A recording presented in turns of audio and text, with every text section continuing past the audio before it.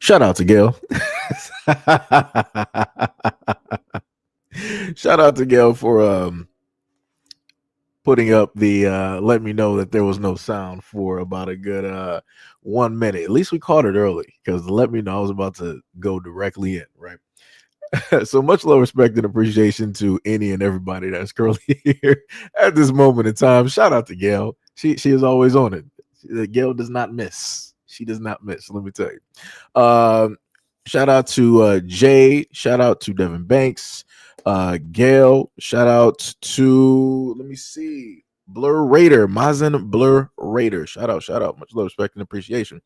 So about the 24th, pretty much yesterday, right? I brought you guys a video, short form video, where I explained that a lot of the content creators that claim to be Black American women are not Black American women, right? Especially the ones that are talking negatively about Black American men, right? They want to list everything disparaging. They want to say everything negative, and they want to come up with all these terminologies and words to come directly at Black American men. And because of Twitter, because of X, because of everything that has taken place, X has decided that, hey, we're going to let people know specifically what country you pretty much hailed directly from. And a lot of these accounts, you would have saw Spain, Asian Pacific, you would have saw Europe, you would have saw Australian, wherever it is, it's not American based. It's not American based. And you see that a lot of these accounts are fraudulent, and that a lot of these accounts were just used to cause further division. And these accounts have been putting out stuff for, I'm talking about years, I think probably even close to a decade. So they've been hard at work putting out a lot of nonsense about Black American men, right? So, and I want to give a shout out to those female content creators out there who are, showing this, and they are stating that they are against this and it is not needed at all, right? So you got Paris Icon. She said, this is still bad. You're not Black American, and you've been pushing hateful rhetoric amongst Black Americans disguised as a Black American woman, and that is not what we stand for, right? And then the same account again, I'm not showcasing the account's name directly up here. I'm just not doing it, right? Because I get tons of people like, yo, why don't you sit up there and tag the account so we can go there and really, nah, you can go find it. I'm not doing that. They're not about to gain any type of whatnot or whatever from me by way of me going directly to them. Nah, I'm sorry. If you want to find them, go out there and research. Do the same exact research that I do, because everybody be doom scrolling on TikTok and everything else. If you can do that, you can do research and find out who that account is if you really want to know who that person is, right? So the person below has said, FYI, I'm Australian, not from China. So you can stop with the Asian hate people. That's some diabolical work. So you mean to tell me that you are a more than likely melanated person that is based in Australia that decided to make an account where you want to put this Black Barbie up there that's supposed to represent Black women, and you want to talk all of this rhetoric, all of this nonsense, all of this negativity towards Black men, about Black men, and you want to try to pedestalize the negative types of wordings, right, that you got some of the Black women out here, Black American women out here, like to do and use. And you want to amplify that by way of your platform, but you're not even a Black American woman. I'm not saying that it would be okay if a Black American woman is done. I'm not saying it at all. I'm not even giving justification for it. I'm just saying it's like, that's crazy. And this is why I try to bring this up to a lot of Black women. And I'm like, yeah, y'all getting played by way of people knowing how it is that y'all are emotions wise. And they're banking on those emotions two ways, right? They're banking on the emotions because they know how to basically trigger you and to get you directly interested in what it is that they're talking about, directly into those echo chambers, so that, they can get the popularity that they need. And they're banking on it a second time because they're monetizing all of this stuff. So behind the scenes, these people who are not even Black American women are making money off of Black American women, egging on Black American women, trying to create an echo chamber, right, of Black American women, posting all of this stuff and yada, yada, yada, believing in it, loving it, believing that it's the Bible. And she's making money directly off of it tenfold. While all of those Black American women who continuously say this stuff, they not making nothing. And she's making sure, the one that I have blurred directly out, she's making sure that you cannot even find any type of a man, a decent man within the black community, because she's making sure to stow and instill directly within you as a black American woman that, hey, black men don't love you. They don't like you. Black men are texturers. Black men are colorers. Black men are violent. Black men don't love you. Black men, this, that, and the third. And black men, everything negative. And black men don't like black women. And black men don't like little black girls and all this. They don't even like their daughters and their mothers and their aunts and this, that, and the third. And look at what it is that black men sit up there and do to you. And This is what they sit up there and do. And because you got a lot of black women out here that are just stuck in their emotions, they believe directly in this. They don't even check what the source is. And this is why I told people before, like, if you really want to sit up there and make money out here, all you have to do is create a platform and start talking negatively about black men. That's it. That's all you got to do. That's all you got to do. And the world will love you. I kid you not. I kid you not. The same exact woman I got blurred out, she has a YouTube channel. And she has 2 Twitter accounts doing the exact same thing. She is making money hand over foot, while also more than likely laughing directly at the same exact black women that she quote unquote created an echo chamber for. Because mind you, that same woman that you don't even know, a lot of these black women don't even know who this woman is. I bet you 99.9% of the women out here that follow her don't even know who the blurred out woman even is. Don't even know who she is. And I promise you that woman is in some type of a form of a happy relationship with either a man of other or a man of her demographic. And they just sit back, do the content, and laugh directly at you. And that's the crazy part. Like I said, I try to sit up there and inform people. I try to help people directly out. I try to give people the necessary information so that they don't go out here and be looking like fools. But it's nothing that you can sit up there and do. I guess some people are just born to be fools. Some people are just born to believe anything because they just want to believe what it is that they feel. Not logically, not what's in reality. They want to believe what it is that they feel. And feelings are over everything. Like I said, I've been covering this for God knows how long at this moment in time doing, social media content. And it's complete nonsense.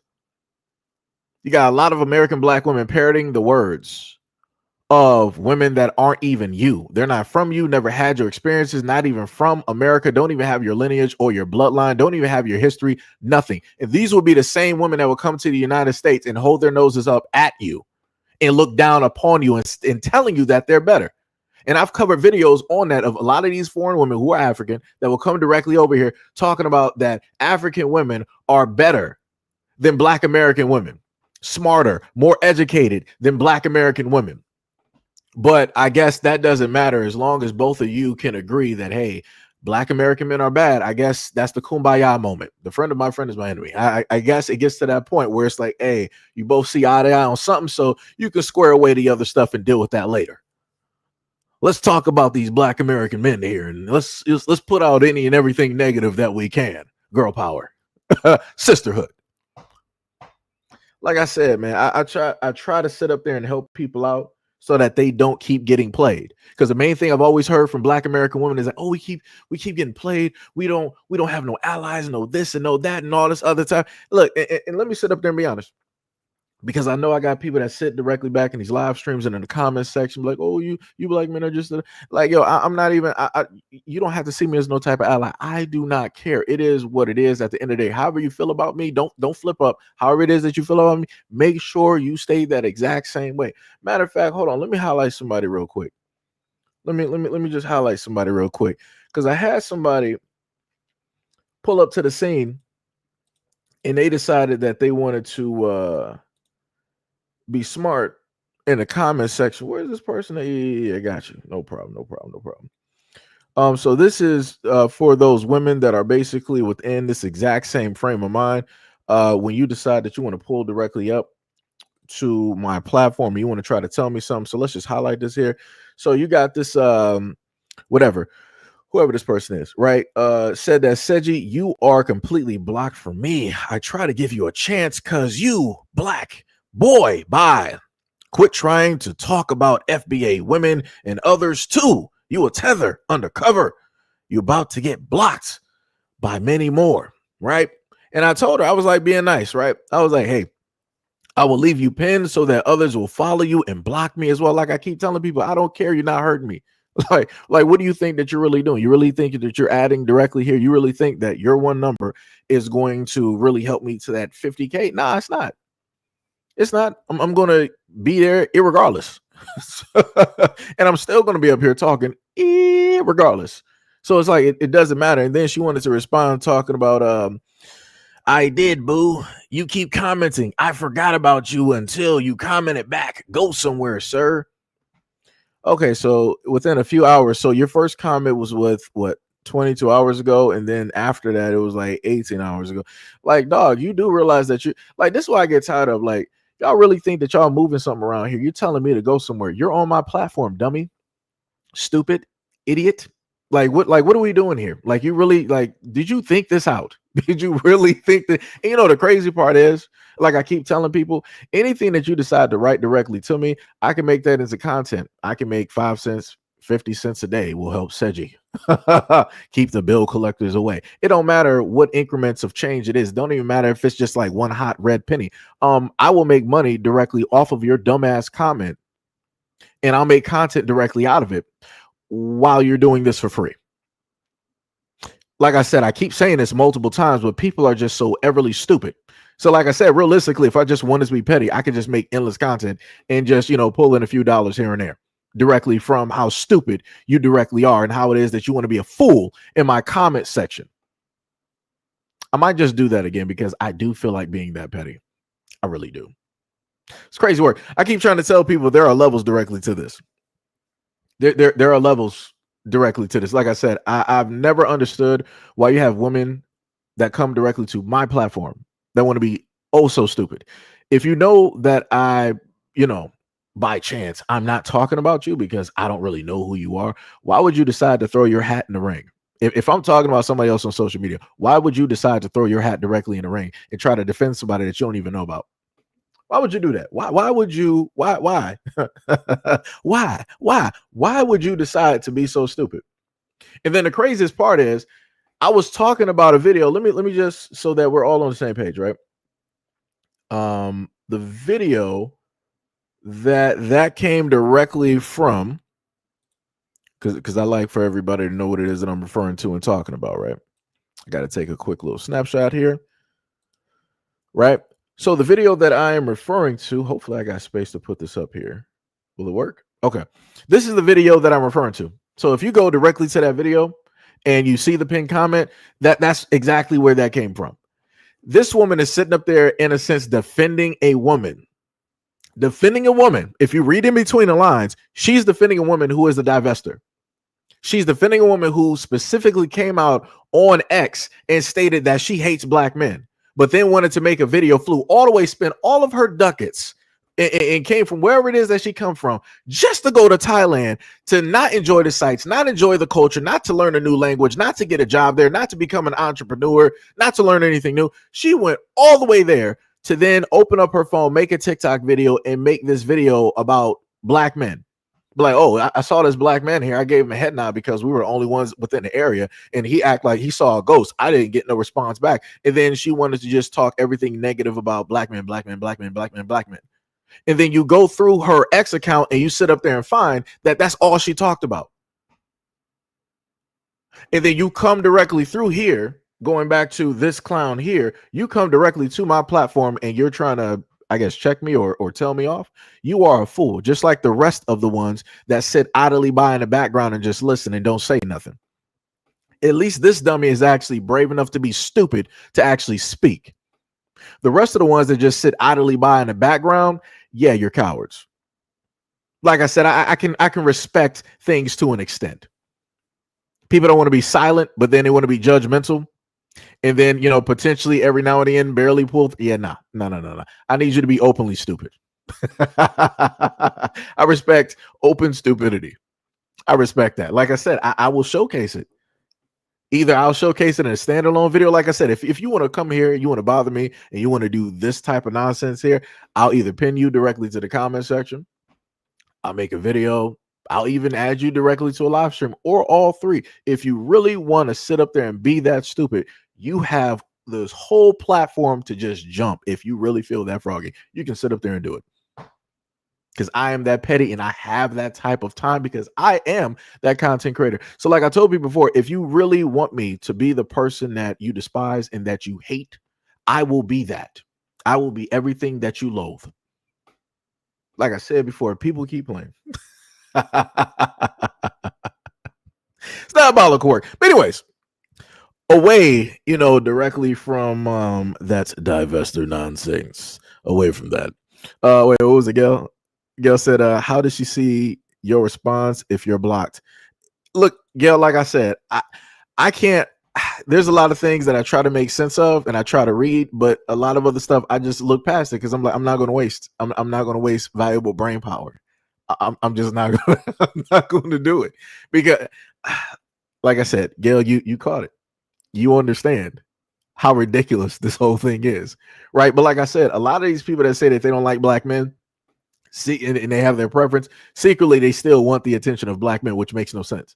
It's like, go out there and seek the attention of the men that you talk about. It's easy for you to sit up there and do. Like I said, you got the double G squad directly out there that's been doing this for over 10 years.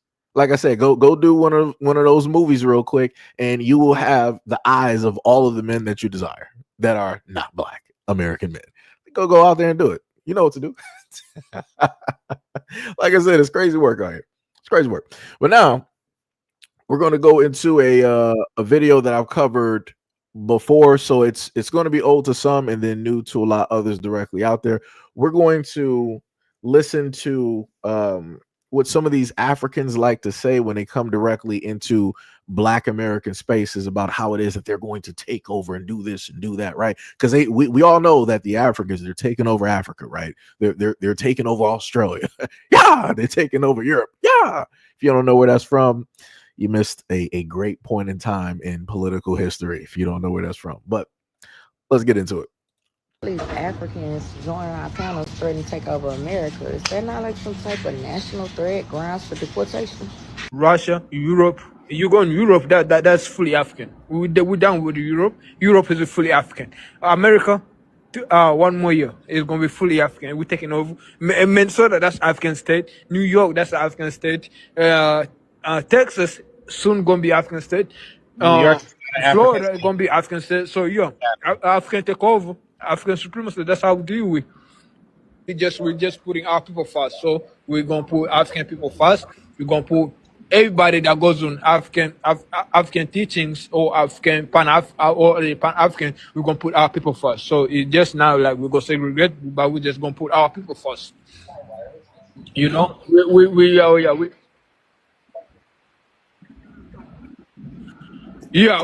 gonna protect how you call it prioritize people who have African descent, people who deal with Africa. So yeah, anybody think with Africa, everybody got any type of connection to Africa, we're gonna prioritize this kind of people so we can move on with the African supremacy and African takeover. African supremacy means everything African, everything like fully African, fully from whatever thing we do. From the clothes brand, everything we put on, they're gonna be fully African made, fully made by African people, because with African people influence the culture of this planet anyway. Because from the hair we put, everybody try and make African hair, so we try and make African clothes.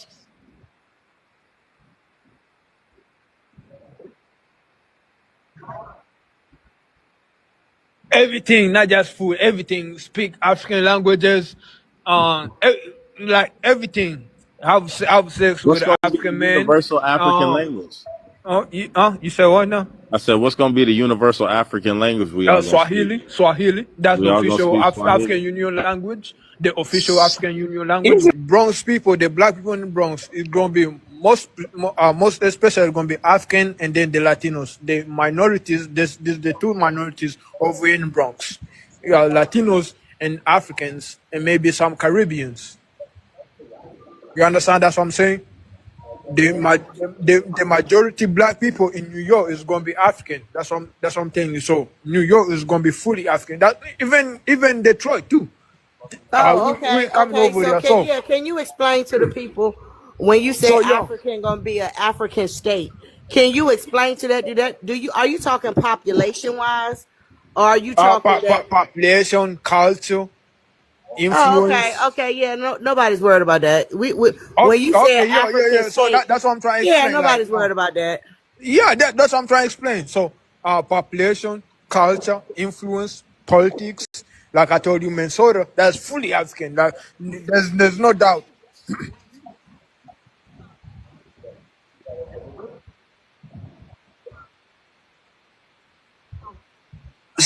Yeah, speak African language, eat African food, dress like Oh, ain't African. nobody. No. America's Ain't not gonna nobody push nobody eating to talk that motherfucking gugap the We're rocket. going to, we're going to, we No, don't need hell America to do no. that for us. Hell We no. will do that part. They Yeah, definitely ain't gonna have we're going to do citizens. that part. The United States is We, not gonna have their citizens running around speaking no goddamn Swahili, nigga.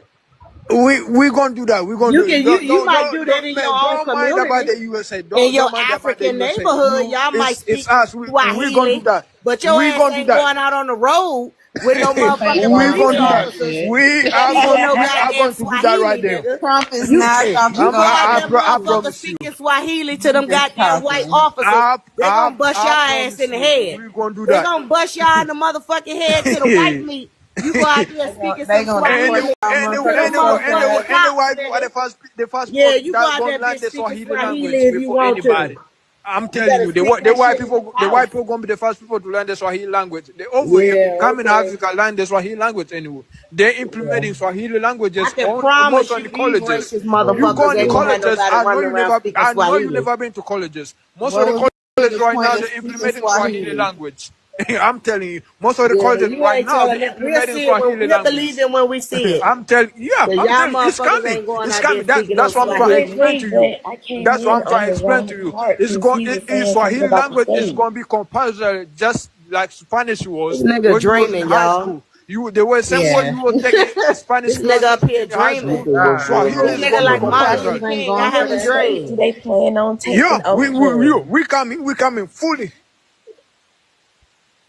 force. Listen, we start with Minnesota. Minnesota is fully African from culture, influence, dressing, everything, politics. Most of the politicians in Minnesota fully Fully African. We have African, my uh, ass. That motherfucking place ain't fully African African. mayor, I mean, y'all African got a Nigga, lot of ain't nobody nice worried state, about but no y'all ain't fully Minnesota. African. whatever. That Man, you sit rural over ass. there. So we were able to hear that foolishness, right? And he wanted to say that Minnesota is just fully African, right? You know, the one thing I love about looking at stuff is that you can happen to look things up. And again, I'm not sure where this African came from, but the nonsense that he was speaking is just that nonsense, right? So this is what we're going to do. Let me do a screen share real quick, right? So we are looking currently at the data United States of America, Minnesota, or Data USA, Minnesota, right? So this is the website that I went directly to. Minnesota State gives you all of that great information directly up there. So what we're going to do is we're going to scroll directly down. Look at the demographics here.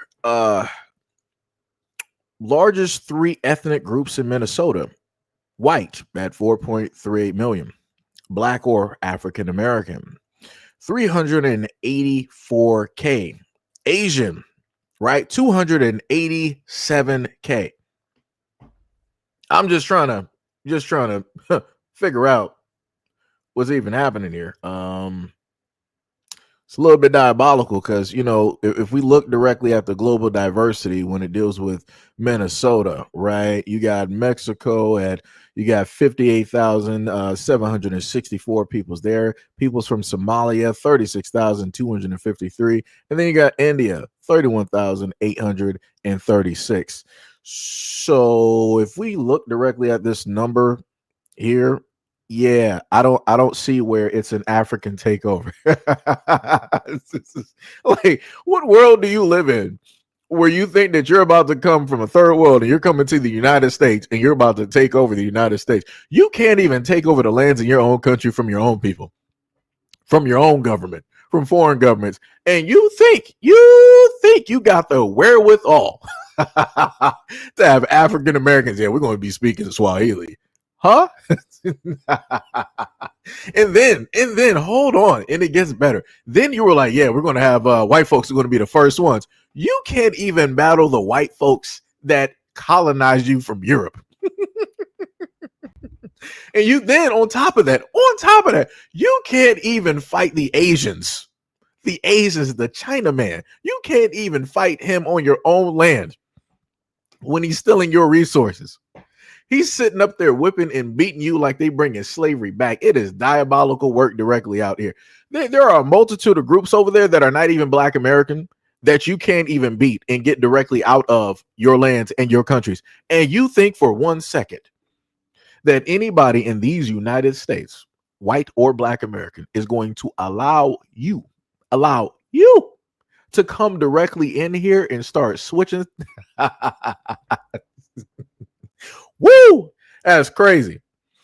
Ooh, that's diabolical. Wow. You really think that oh man, you think that you're him and you're not. That's diabolical. You're not that guy, buddy.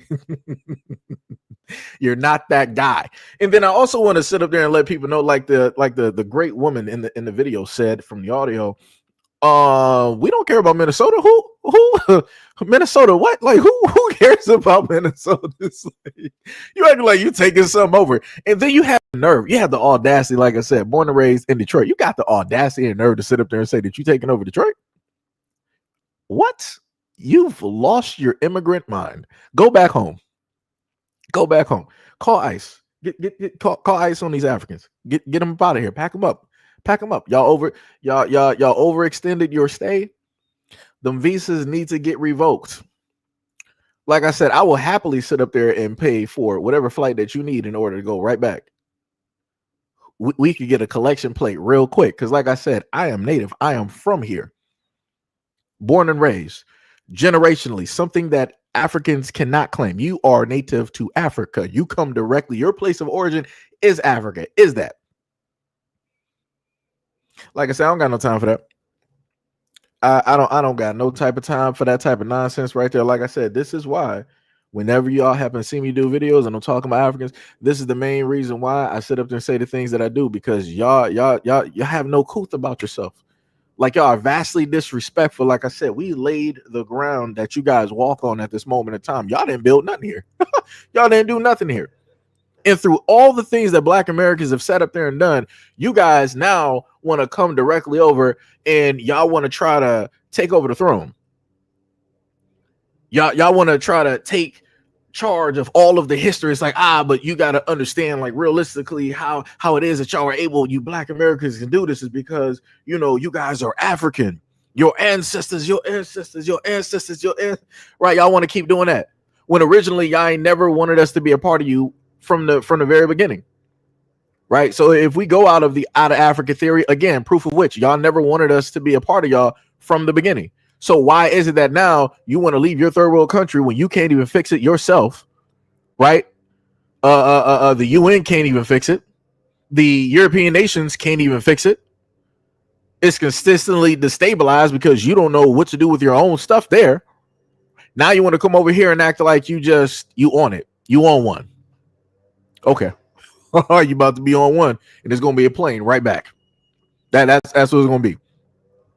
You're gonna be sitting up there scraping and scrambling. That's what you're gonna be doing.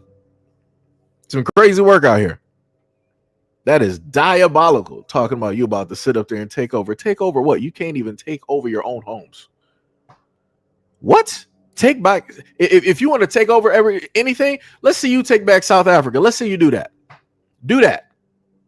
Since you want to sit up there and talk high and mighty, take that, because last time I checked, a lot of Africans were displaced in South Africa by way of Europeans, and y'all still ain't take that back. All of y'all land.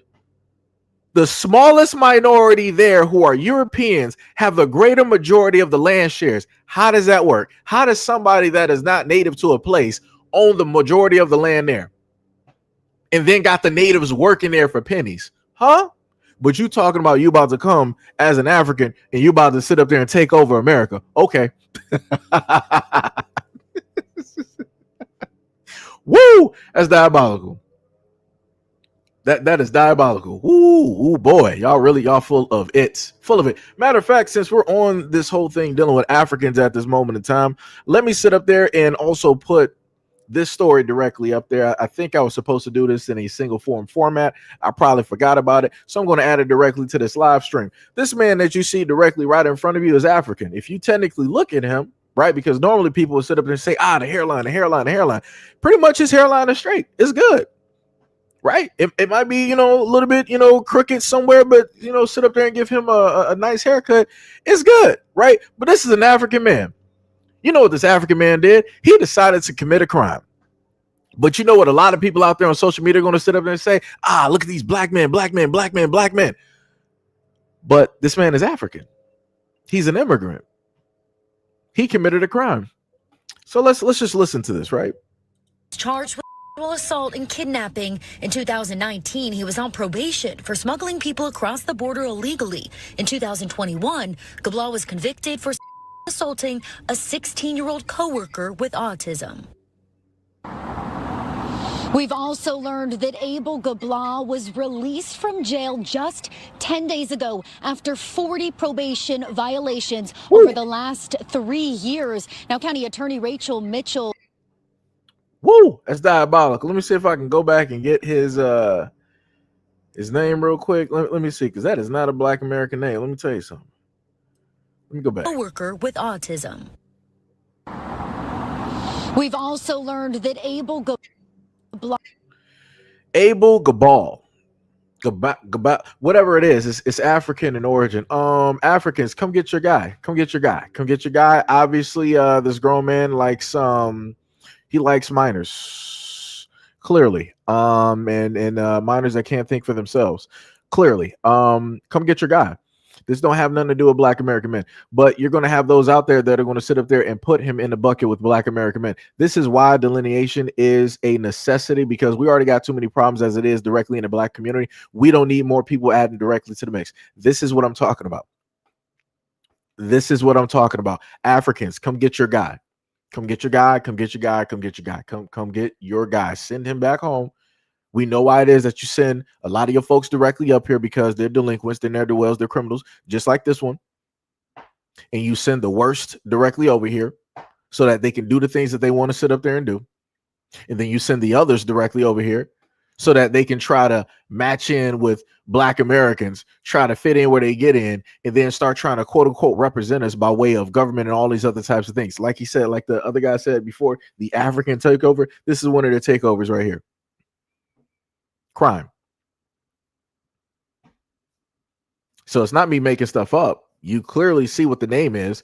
I've never in my lifetime or any other have ever seen a black American male with this name that I knew of, that I grew up with, that I went to school with. Never in my life. So can't nobody tell me nothing. None of my friends have a name like this. But like I said before, somebody out there is going to sit up there and say, just put up the picture and be like, black man did this. He's African. There's a clear cut. There's a difference between being African and black American and African. I wish people would wisen up and start getting this. It's not that difficult. Jesus, it is not that difficult. So next, we're going to continue on directly with this theme for just one more video. So we're going to listen to Donnie in timeout and see what he has to state. Let me see. Oh, that's cute. So we got a troll directly in here. Now you get banned. Nobody knows who it is that you are. And now you're in the silence of darkness where all life began. I'm not sure if you realize that or not, but even when it deals with the concept or conception, all life starts in darkness, and from darkness comes light. If you don't believe me, go look at where scientists show you the image of life basically being jolted or formulating within an egg. So like I said, from darkness comes light. So yeah, there we go. Anyways, let's continue. X that be dehumanizing black Americans, Nigerians be behind them. A lot of Nigerians be behind those accounts that be spewing derogatory terms and racial stereotypes towards Black Americans. X just came out with this feature where they could check the place of origins of for these accounts, and these accounts be straight up Nigeria. That be they place where they station at in Nigeria. So Nigerians are creating these echo chambers and communities where these extremists, you know what I'm saying, reinforcing these extremist ideologies. So you may have seen 1352, 13% of the population is responsible for more than half the crimes in this country, which been debunked, but Nigerians be spewing that onto their accounts. So, you know, those derogatory statements and reinforcing these beliefs that these people already had. I'm not surprised. You know what I'm saying? I'm not surprised a lot of people say, oh, it's another Nigerian scam. But I feel like they're already, you know, that's what they feel already inside of here anyway. So it goes hand in hand. Right.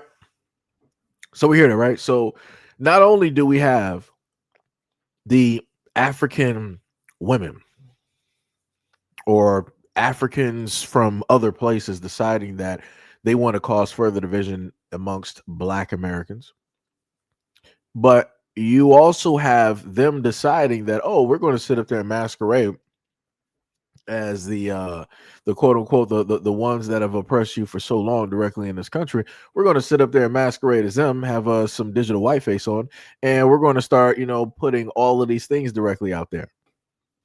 And like I said, you know what? Looking at this whole game that they're playing, it is technically a smart move. If only your money wasn't so worthless. If only your money wasn't so worthless. Maybe if what you were doing was getting, you know, translated by way of American dollars, I could potentially see the value. Because like I said, I did a live stream and a video talking about some of the monies directly over there in Africa and how much the American dollar would actually go, even just $100. And it's like pretty much you're living like a millionaire over there. You're like one of the rich elites pretty much over there.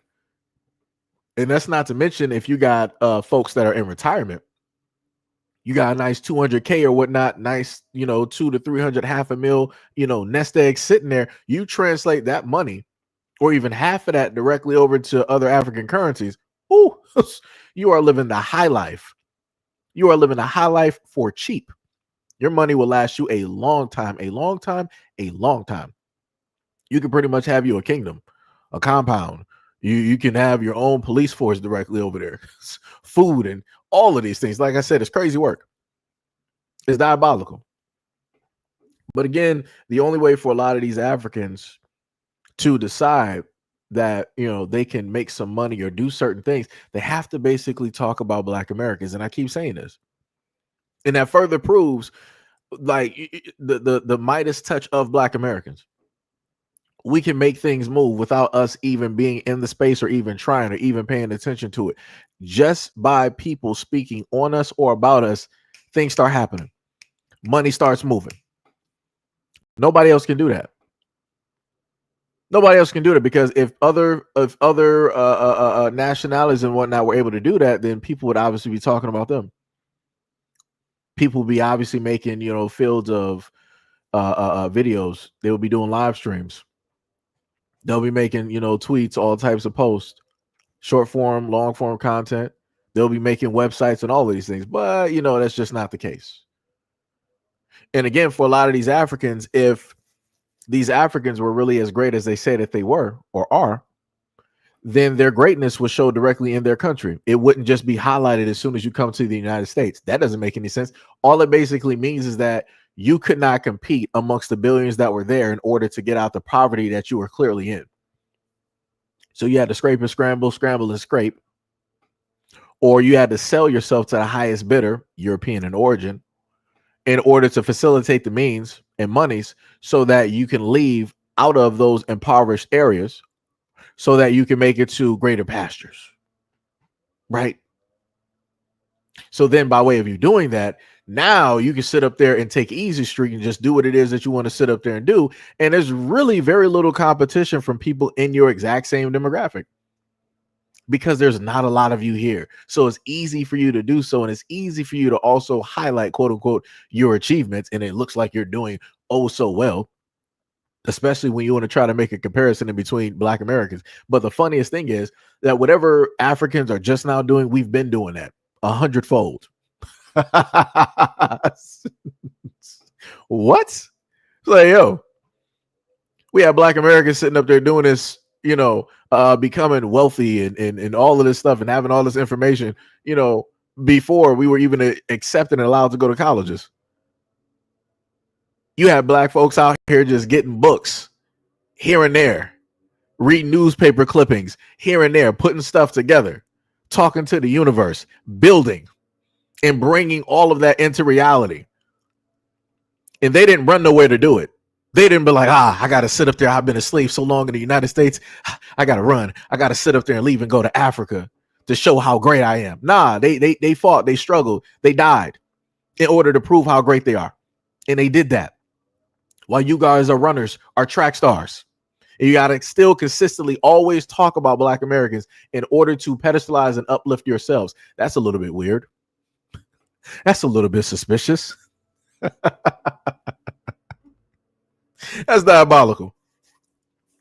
That is 100% diabolical. But it'd be like that, though. Like I said, Black Americans are the center. Irregardless on how people feel, it is what it is. And that's just not me. Oh, you got a hubris. You got some pride. You got some ego about yourself and your people. I mean, I love my people. That I do, but also realize the special talent and the gift and the things that the universe have blessed and bestowed directly upon us that they clearly didn't give to everybody else, because if they gave it to everybody else, then everybody else would actually be focused on themselves, and everybody else is not clearly, obviously, focused on themselves, their people, their country, their community, and so on. And that brings you back to Black Americans, right? So now we're going to go to a whole different video here. Right, we're going to go to a whole different video. Let me see through the video selection. How many got left? 1, 2, 3, 4, 5. Let me see. I think we got about 6 videos. 6 videos, right? Which one do I want to go directly after here? Let's go for the same thing that we pretty much been going directly on, because I've had some people here that told me that, hey, Seth, you got some bad takes on a lot of different content, a lot of different videos and stuff of that nature. People that want to cape and they want to go out there and defend, no matter the behavior that I just so happen to show directly in the videos, no matter how I do my best to call it out, critique it. You have those out there that want to enable and stand idly by and allow that to just sit up there and push through. So we're going to look directly at the dynamics here. You can clearly see the look of fear directly on the young girl's face, who was the daughter. And you see the look of the mother, who looked like she might have served some time. And she's looking at her daughter as if she just is about to beat her down, right? So let's just take a look directly at this and see what is going on. Let's assess the situation.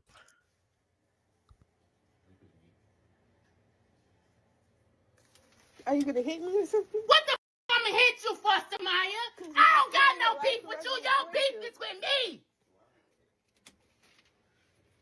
I don't even talk to you. What are you talking about? I called you to make sure that you had a ride to work. I don't have to give a damn about you getting to work, Samaya. No, you didn't. You told me that I had to pay you to get to work. I said, do you have some money? Because I don't have none. And then I said, Bug, I got $10. But what I'm trying to tell you for next time is that you can't depend on me to pay my money and my gas to get you to and from work. That's not my responsibility. You can't get mad because I'm telling you gotta buy your own food. You're an adult. That's not my responsibility. So you're not my mom no more because I'm Bug, I'm here to help you. I'm not here to put your goddamn bill. What have you helped me with? You haven't taught me how to drive. You haven't given me no money to put towards school. You have not done nothing else. When do you brush your teeth? Okay, so what? Who's been washing your goddamn so as soon as I graduate, I'm supposed to I've been taking care of you. I didn't tell you you had to leave. Yes, you did. I did not tell you you yes, had you to leave. did. You said, I hate it here. I hate you. I want to hurry up and move out of here. And then you I said didn't I had come in here and 30 say, days. Bug, pack your and get the fuck out. Yes, you did. I never told you that. Yes, you did. No. We can go to the messages. Yes, you did. You told me that 2 weeks ago that I had 30 days to You told me leave. that you was finna go anyway, Bug. Well, you supposed to be going I to was work. running up You to didn't even leave. take your ass to work.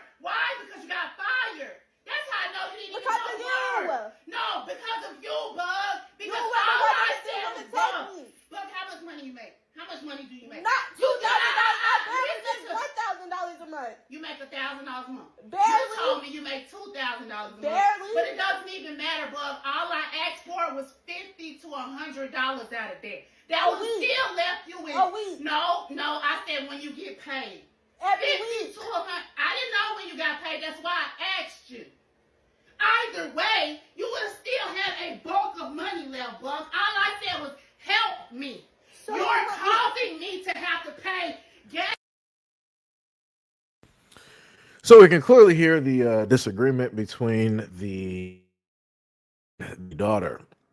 There's obviously some discrepancies in between, being able to pay things, being able to afford things, things dealing with groceries, things dealing with being able to go back and forth to the job and things of that nature. There's one specific thing that was mentioned in there where the mother was like, you said that you hate it here, you didn't want to live here anymore, and all this other type of stuff. There was a disagreement on the social media profile of this young woman. 1 second.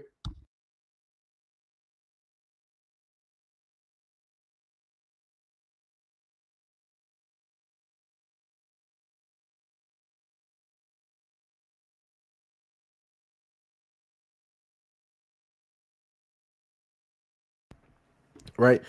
And the mother was again, doing her normal spiel while doing the daughter's hair. And she was like, the $20 that you were going to give me, like you can just give me that for your hair because I don't do nobody's hair for free and all this other type of stuff.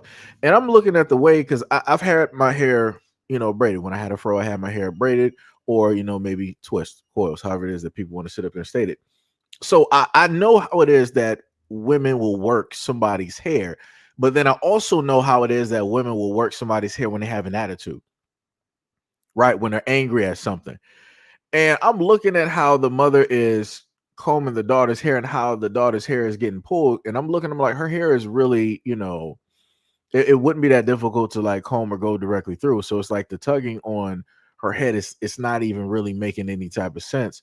So it's like, again, with the emotions that's already in the room, and clearly what you can see from this video, that's when the daughter basically said she started bawling and crying and went to her room. And she was like, yo, I hate it here and all this other type of stuff and yada, yada, yada. And it's like, I get it. Because I'm like, realistically, if you feel a certain type of way directly about your daughter or whatnot or whatever, it's like you might as well not even do her hair. Like, why even do that? And then you're going to decide to, do the hair and say that you'll take the $20 from from wherever it's supposed to go for this now because you're not going to do it for free.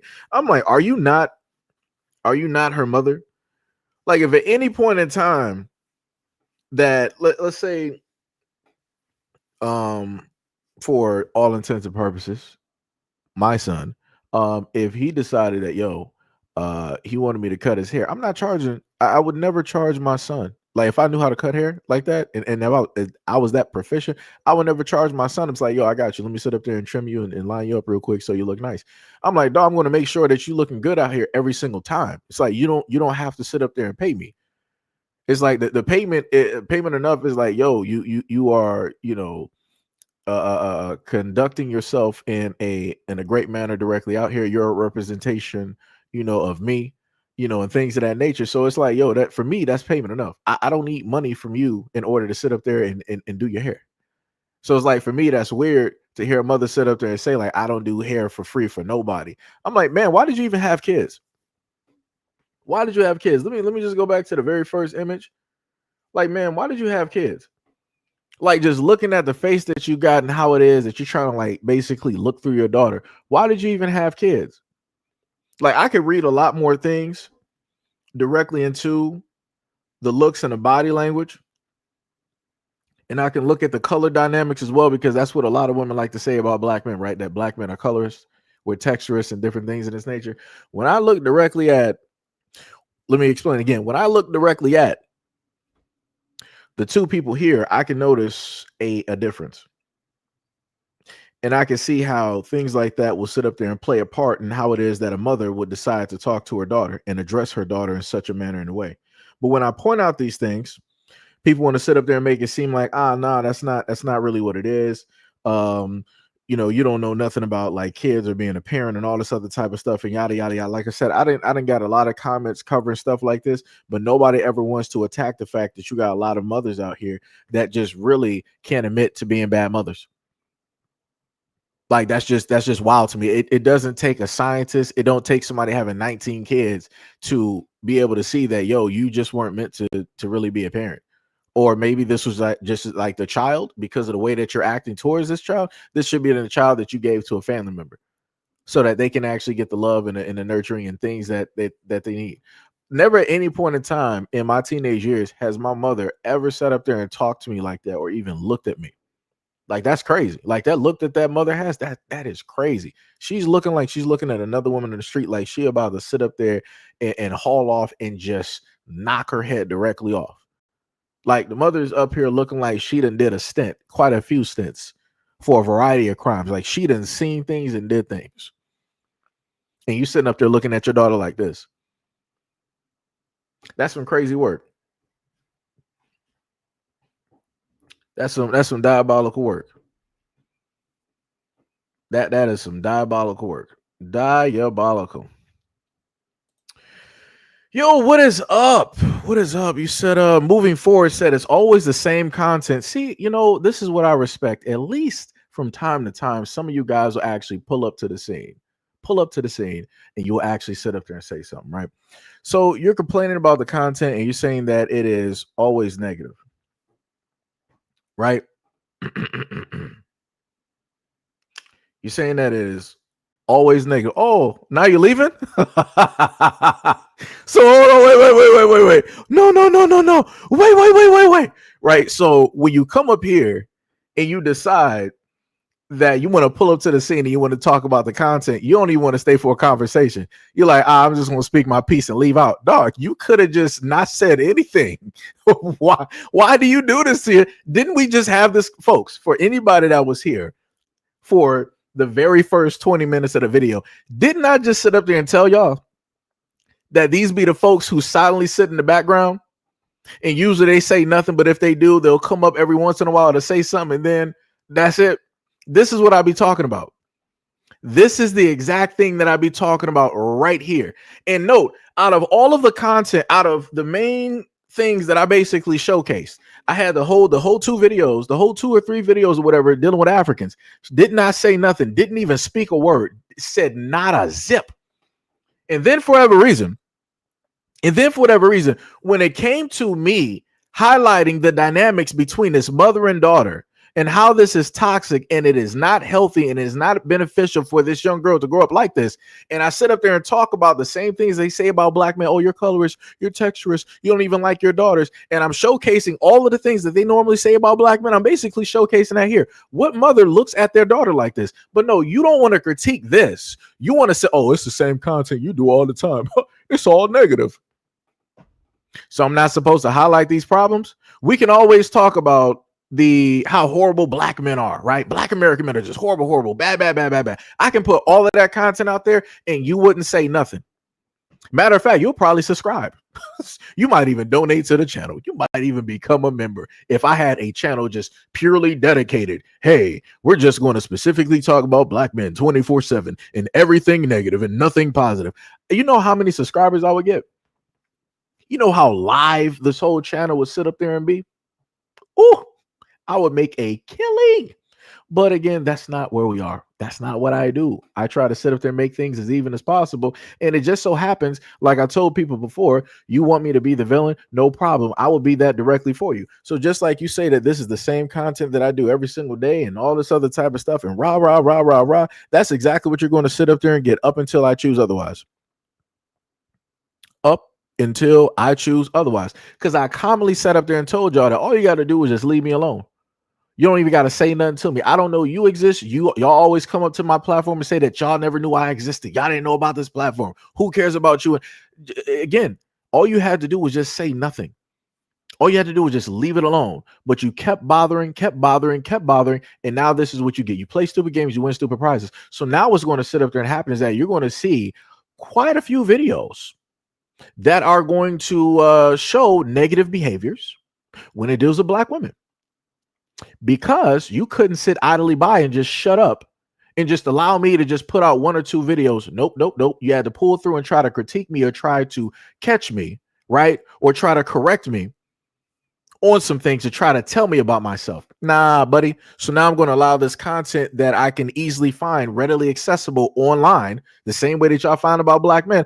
I can find this readily accessible, and I'm just going to sit up there and do videos about it. Add it directly into live streams because you chose to sit up there and not leave me alone. You have nobody else to blame but yourself directly for this. You and the many others that sit directly in the background idly by. Because like I said before, y'all don't have nothing to say when I'm covering any other topics. If I do videos continuously about black men, you have nothing to say. Or if you do, now you want to chime in and say, oh yeah, black men this, black men that. I heard of a black man or knew a black man or black man with a baseball cap and all these other black women that I know. We sit in the huddle and we talk about all these black men negative. It's all good. It's all good when it's about black American men. But now it's like something is off. Now it's a bit weird. Now I hate black women. Now I got to be a tether, right? As the one woman that I showed off. Let me see. Where's that comment? Where's the comment? Yeah. Like this woman here that sat up there and came up to the scene and decided to say that I'm a tether because I'm talking about black American women. Now all of a sudden I'm a tether. But like I said, when I've talked about men of other races and groups, y'all don't say nothing. Y'all sit idly by, or maybe if it's dealing with a white dude, y'all might sit up there and spark up real quick, and y'all want to sit up there and defend them, and y'all want to say, "Well, you want to talk about them, but let's talk about what the black men do in the black community. Stop focusing on everybody else and focus on the black men in the black community." Wow, that's quite a defense. That's quite a defense. So you acknowledge the wrongdoing that this man of your preference is doing, but you don't want to hold him accountable or call him out specifically for it. And you want to allow him scot-free so that he can commit the exact same atrocities and crimes in order for you to just, we're going to cover that by black men. Right. Okay.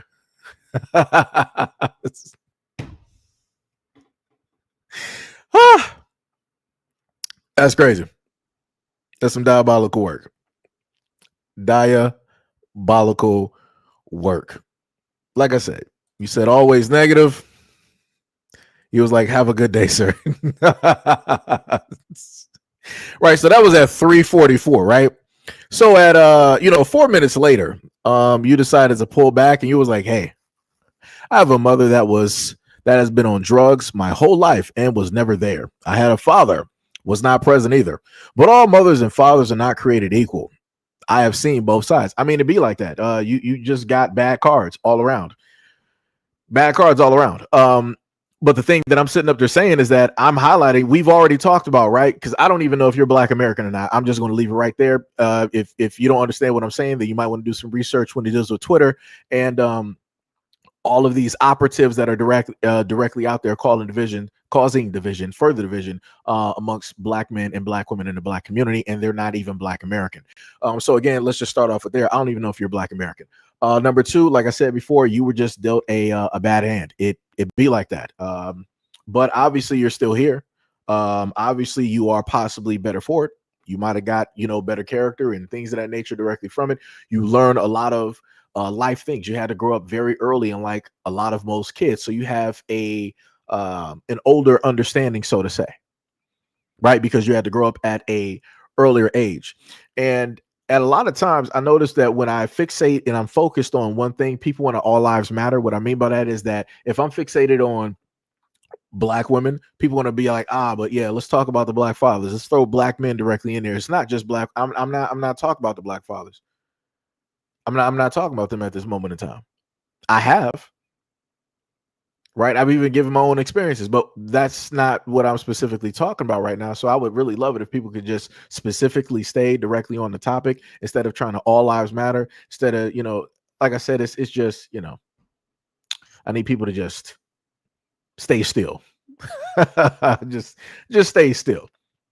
And the other thing that I'll sit up there and state as well too is that for the most part, if you feel that all of my content or whatever it is just always negative, why even be here? Why even leave a comment to seek my attention, to even get noticed? That's weird. I'm just saying that's just weird. I'm just calmly pointing out that this is not good behavior for a young Black girl to grow up in. and how that's going to be detrimental, and how it is that she's going to have internal issues by way of her mother, because her mother more than likely has internal issues and she never saw therapy, and she has a lot of things that she's fighting. So because she cannot specifically fight those issues, she's going to fixate and cause problems with her daughter because she realistically has problems within herself.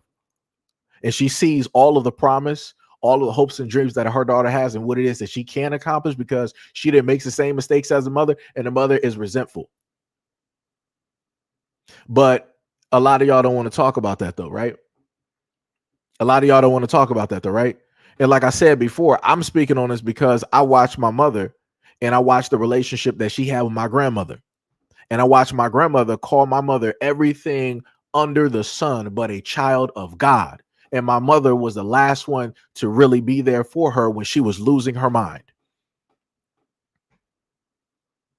So again, when I sit up there and do content, I'm not just in a sense speaking just to speak. I'm speaking for a lot of folks out there that can't necessarily or don't want to specifically speak for themselves. Like I said, I'm speaking right now for my mom because I know the hurt and the pain that my mom sat up there and went through because I watched it as her son. She watched the same person who raised her belittle her, talk negatively about her, disparage her, make all types of negative comments, call her directly out of her name in front of my face and around other people. So I don't have time for anybody to sit up there and try to tell me like, yo, you should be talking about black women. Then, yo, you need to start getting a lot of these black women in your family straight. I couldn't do that at my age, right? Because I'm young. I'm a teenager. They're going to sit up and say, stay in the child's place, do all of these things, even though that they are wrong in what it is that they're doing.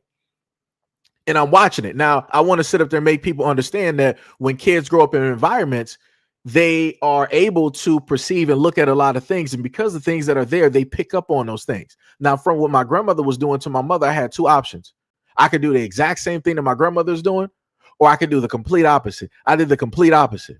And because I did the complete opposite, that's why I do the complete opposite when I also look at other black women directly out here. I don't sit up there and act or talk to black women the same way that my grandmother talked and looked at my mother. But like I said, y'all too dumb to actually realize that, to actually see it, because y'all don't actually know what love actually is. Y'all don't know what respect, y'all don't know what value actually is, because you can't even get it from the women. And I'm talking to the women. You can't even get it from the women in your own family. So that's why you can't sit up there and listen to me and respect and value the stuff that I'm trying to actually give to you. Like I said, man, that's why I sit up there and say all of this is tiring. All of this is tiring. Like I said, a lot of y'all come up in this comment section a lot of times and y'all don't even know what y'all even talking about. And because some of y'all never even actually, and this is coming from a person who never had a father, right? But I had positive black male role models out there that was that positive representation for me. But because a lot of y'all black women out here never have fathers, this is why when you hear me, all you sit up there, oh, you hate us. You don't actually love us. I hope you never have a daughter. You probably don't even date black women.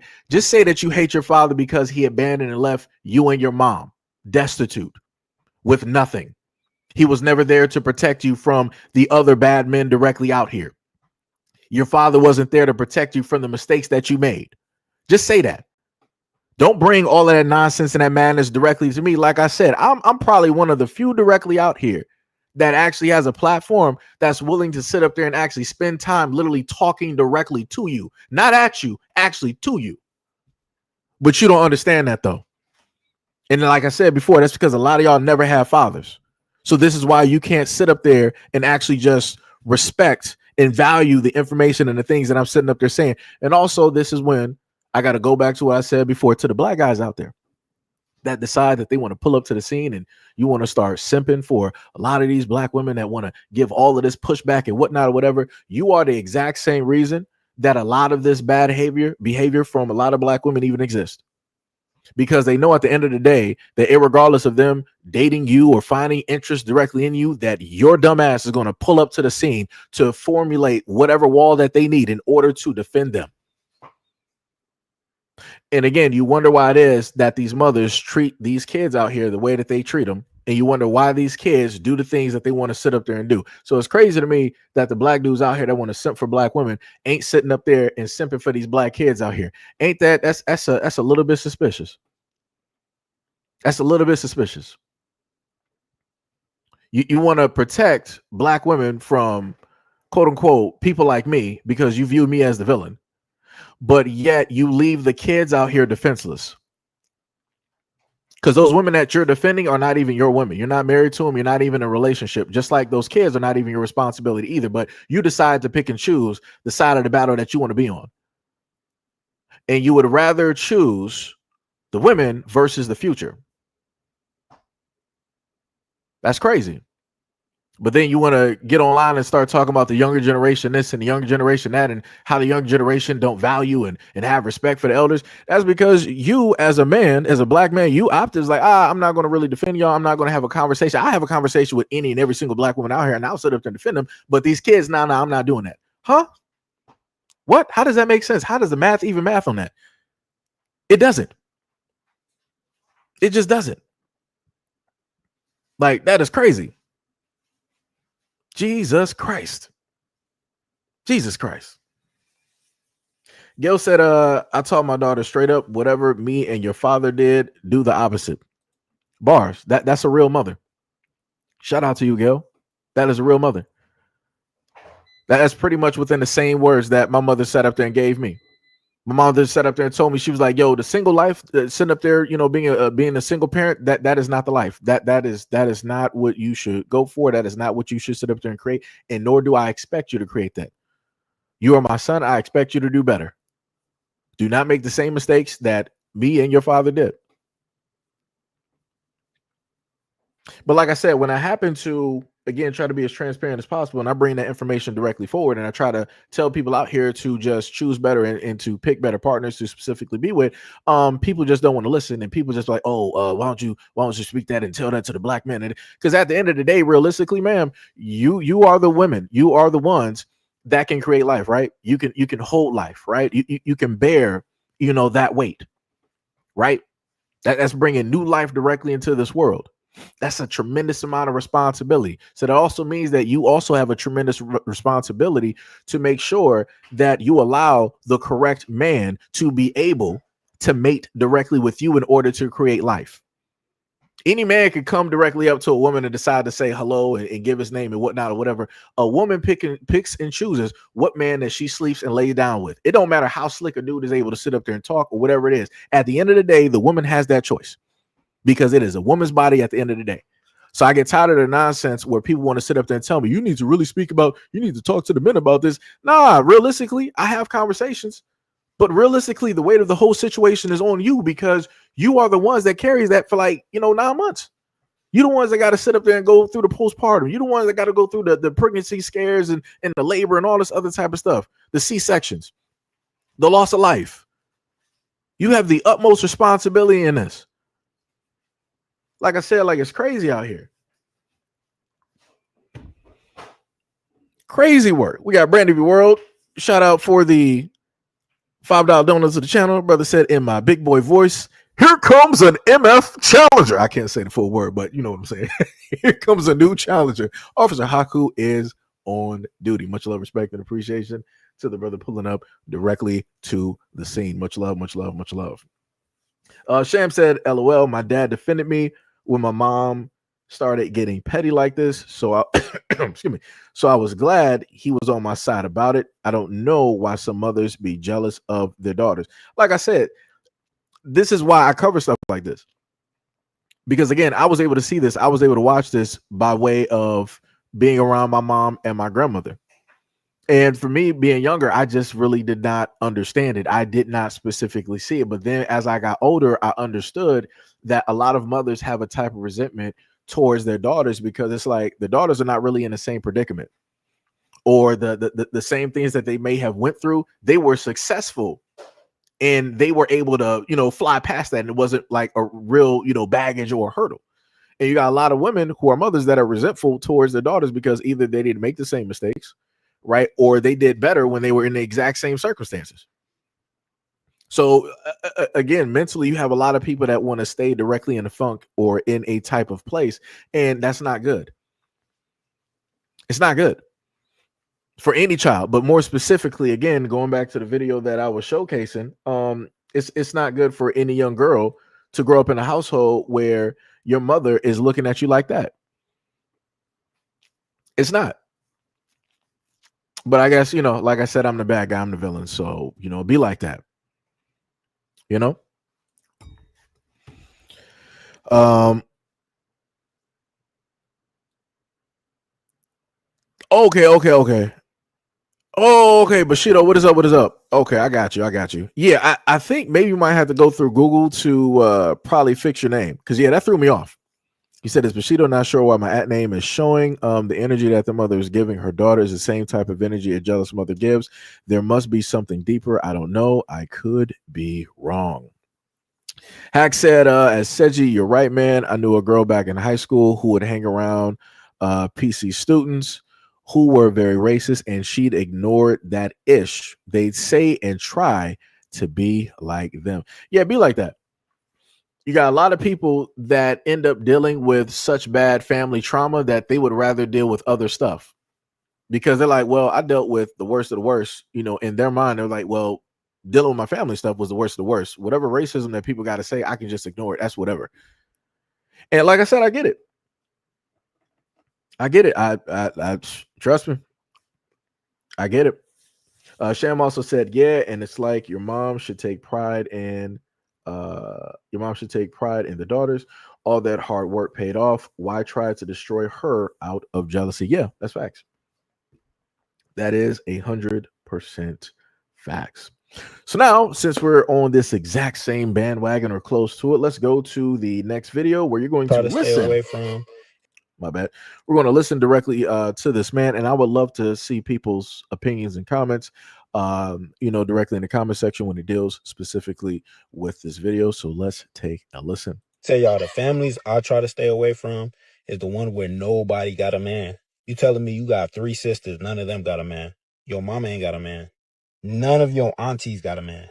Your grandma don't got a man. Your great grandma don't got a man. Godmother don't got a man. And we gonna add the best friend to the situation. And your best friend don't got a fucking man. Nobody got a man. Nah, it's something there. It's some type of spirit, some negative energy. It's something around that family that is just keeping men away. And I would not be a part of it. It may be a generational curse. And she may be the one to break it, right?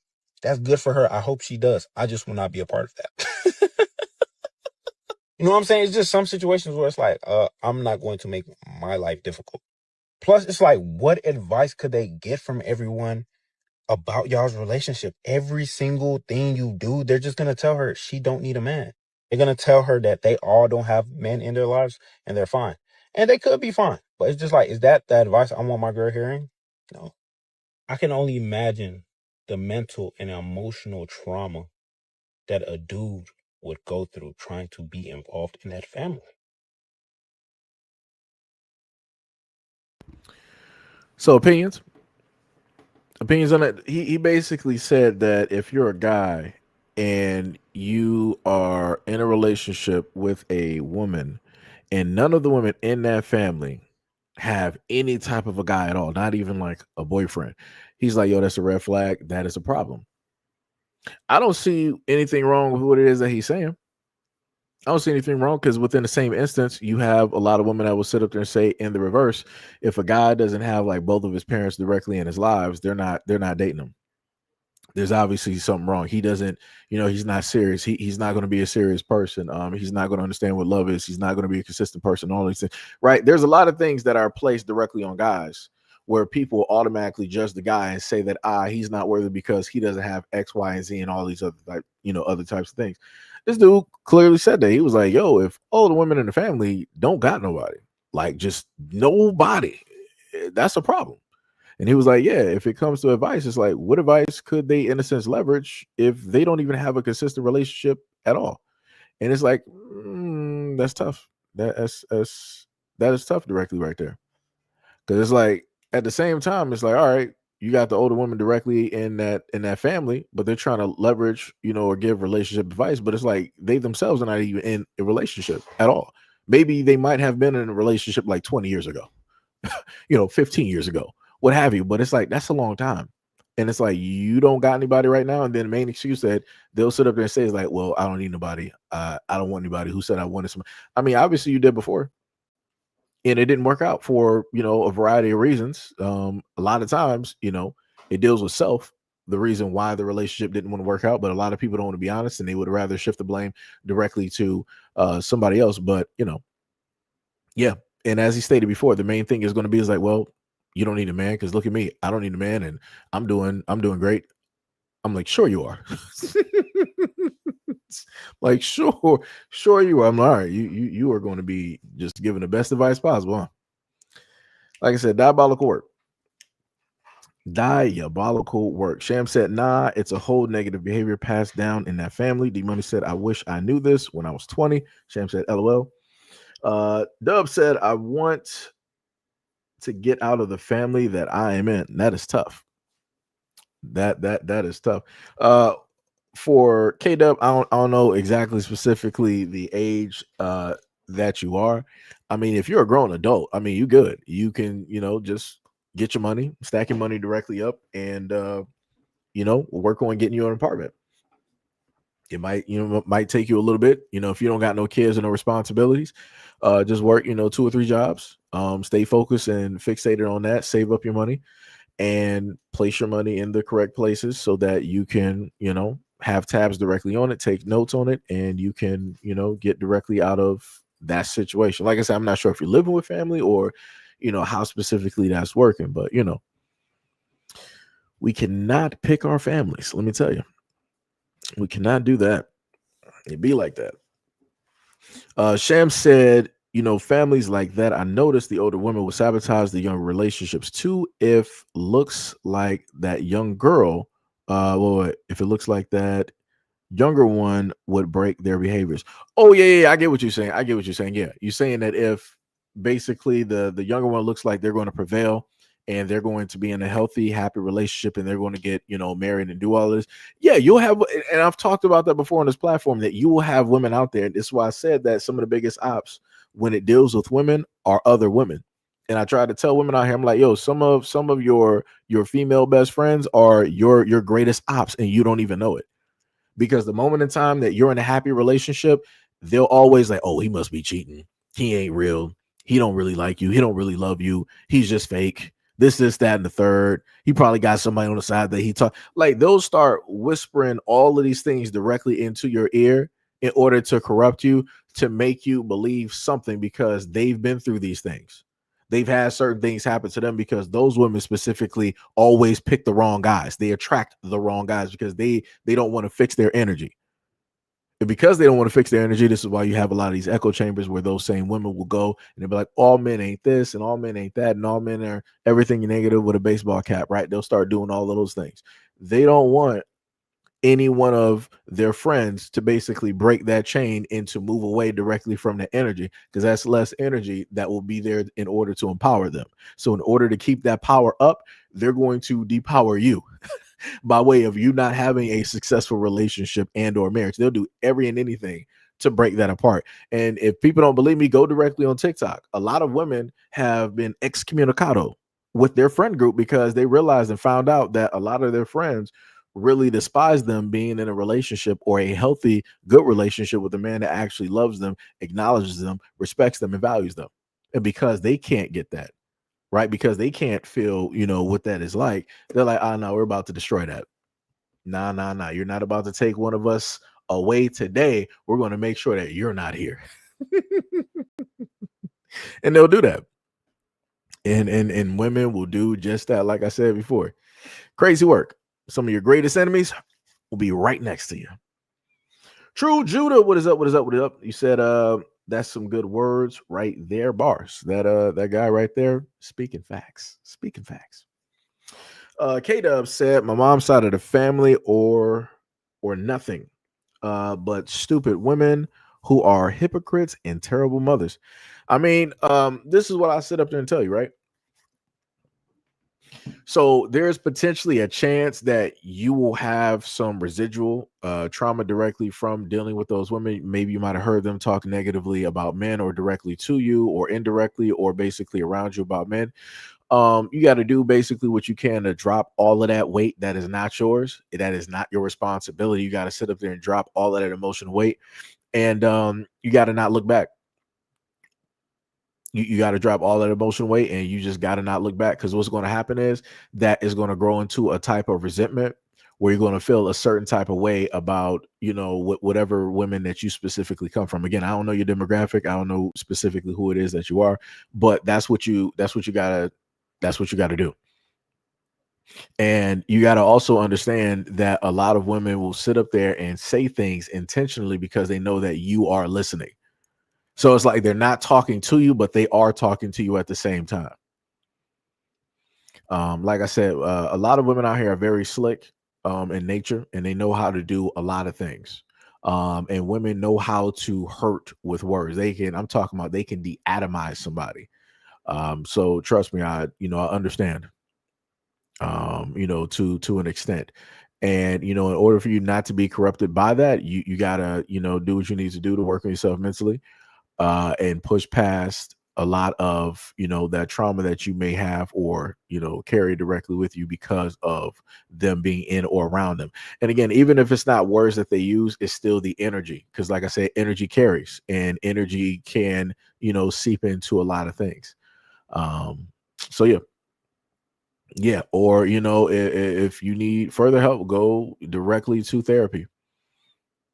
Go directly to therapy. Have somebody there that's going to be able to listen and break down and section off everything and place it where it needs to be, so that you can pretty much sweep the slate clean and, continue on. Sham said, do behaviors like that happen in male family groups? Petty jealous seems like a bad woman behavior. I'm just curious. I don't think so. If this is what I would say. If it does, it's very rare. If something like that does happen with men, it is very rare. Like I said, that's not something that men do. Like we're pretty much happy. Like, yo, my relationships failed, but like, yo, young blood sat up there and got married and all this stuff. I'm like, yo, shout out to you. Like, you doing it out here. Like, no, like usually when it deals with guys, like, we're happy for other dudes like success. Now, again, you'll have the rare instances where you got other dudes out here that's highly emotional, and they decide that they want to, show that off in a variety of ways, such as either, fighting, always causing, arguments or tension, or to the worst extent, they want to take somebody's life over it. But again, those are the overly emotional ones. The average men, no. Average men don't sit up there and do that. Normal men do not sit up there and do that. So, I mean, I hopefully that's a good explanation. That's the best way I can explain it, at least at this moment, because I know that some people say that my examples are, a tad off, shooting towards Andromeda and just missing Milky Way, right? So now we're going to go to another video. We're going to go to people's favorite all-star. My bad, it's a little bit loud, but it'd be like that. We're going to go to America's favorite daughter, Willow Smith. And we're going to see what Willow will have to say about men. And this is why I sit up there and say that a lot of women should not take advice from other women. You just shouldn't do it. You're going to end up pretty much, I don't know. But let's take a listen. Am I just delusional, or people asking other people out on dates is kind of like old school? Like, the last time, I don't even remember the last time someone was like, hey, would you want to go on a date with me? Like, now I want y'all to remember that, right? Listen to how Willow was like, I don't even remember the last time somebody even tried to talk to me or ask me out on a date, right? Just pin that one and just remember it. I'm going to start saying it again. Okay, yeah, people still hang out in a romantic way, obviously, but like, to explicitly ask someone out on a date and and use those specific words, especially someone that you don't really know that well. Like, that's like a different kind of thing. Like, would you want to go out on a date with me? Like, when was the last time someone asked you that? Thank you for saying hi, though. I appreciate you. Yeah. You look. How old are you? 35,000 years old. You know what? There's something in the Sumerian text that could tell you. And it got bro. You enjoy yourself, please. We're having a great night. You know. All right, for sure. We're living it up. I think she's good. For sure. All right, bet. Peace. All right, yeah. So remember, this is the same woman who sat up there and said that it's, what happened. Like, guys don't even really try to approach or really try to ask somebody out on a date and different things of that nature. And you had a guy trying to start up a conversation. He looked at her. He was like, yo, it's like, basically, you're beautiful. It's like, you look nice. Like, how old are you? Like, he was trying to, do an opening there. And she noticed it, and she was like, actually, I'm 35,000 years old. Actually, the Sumerian text states, yada, yada. It's like, dog.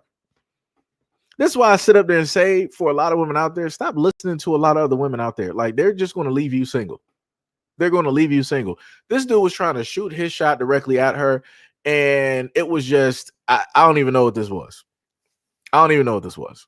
Like, I literally, for the life of me, I can't even tell you specifically what this was. Like, this was just stupid. You technically want somebody to ask you out, but then when somebody does it, you do this. Huh? This is why guys don't sit up there and be asking women out, because of stuff like this. Like, that's crazy to me. It's like you get online to complain, and then, okay. All right. Maybe it's just me. Maybe I'm just crazy.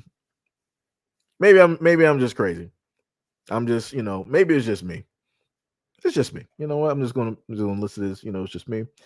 What's the normal spiel? Oh no, she has the right to do this and that, and you're just a black man trying to oppress black women and trying to control the black woman, and you're the same as the oppressor. You're the same as the white man, and yada yada yada. And didn't the majority of you guys vote for Trump anyway, taking away women's rights and yada yada. Crazy work. Crazy work. Oh my goodness. Oh my goodness. Crazy work. Crazy work. But anyways, wait. What did money say? He said, wait a minute. Is a banger though. Oh yeah, I know what you're talking about. So now we're gonna go to the next one. I'm trying to see. I want to save the Playboy Max one for last. I want to do. Let's go with the Karen, right? Let's go with the Karen. Let's see what it is that this Karen wanted to do. I'm at the baby game. At this sports game, right? You can clearly see the Karen in the background. So this is specifically a lot of the black guys out there who also sit idly by and don't say anything directly on this platform, but then want to critique me when I start talking about white women. This one is dedicated to you. Get your women in check. For the black guys out there that date white women primarily, and you like to say that they're the best and they don't do anything wrong and all these other types of things, check your women. Get them, start correcting them. Get order set, right? Get some order set, because it don't make any type of sense how this black man here who paid his $80 for this seat at the stadium to have to deal with this racist Karen.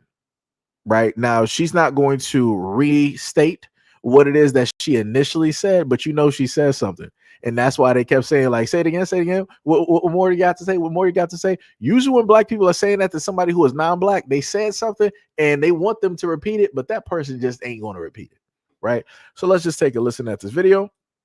Say it again. I'm at the baby game. I got a seat. And, what did you say? Say it again. I said you're ugly. Weird day. That's right. Okay. What else? Keep it coming. Wait. Keep it coming. I have something else to say. Yes, and you touching me again. That's a foul. Keep going. Come on. Your body looks good. Oh my God. She do. What else you got to say? Anybody else got something to say? I was confused because you never know who you talking to. Anybody else got something to say? Hi, can I say something?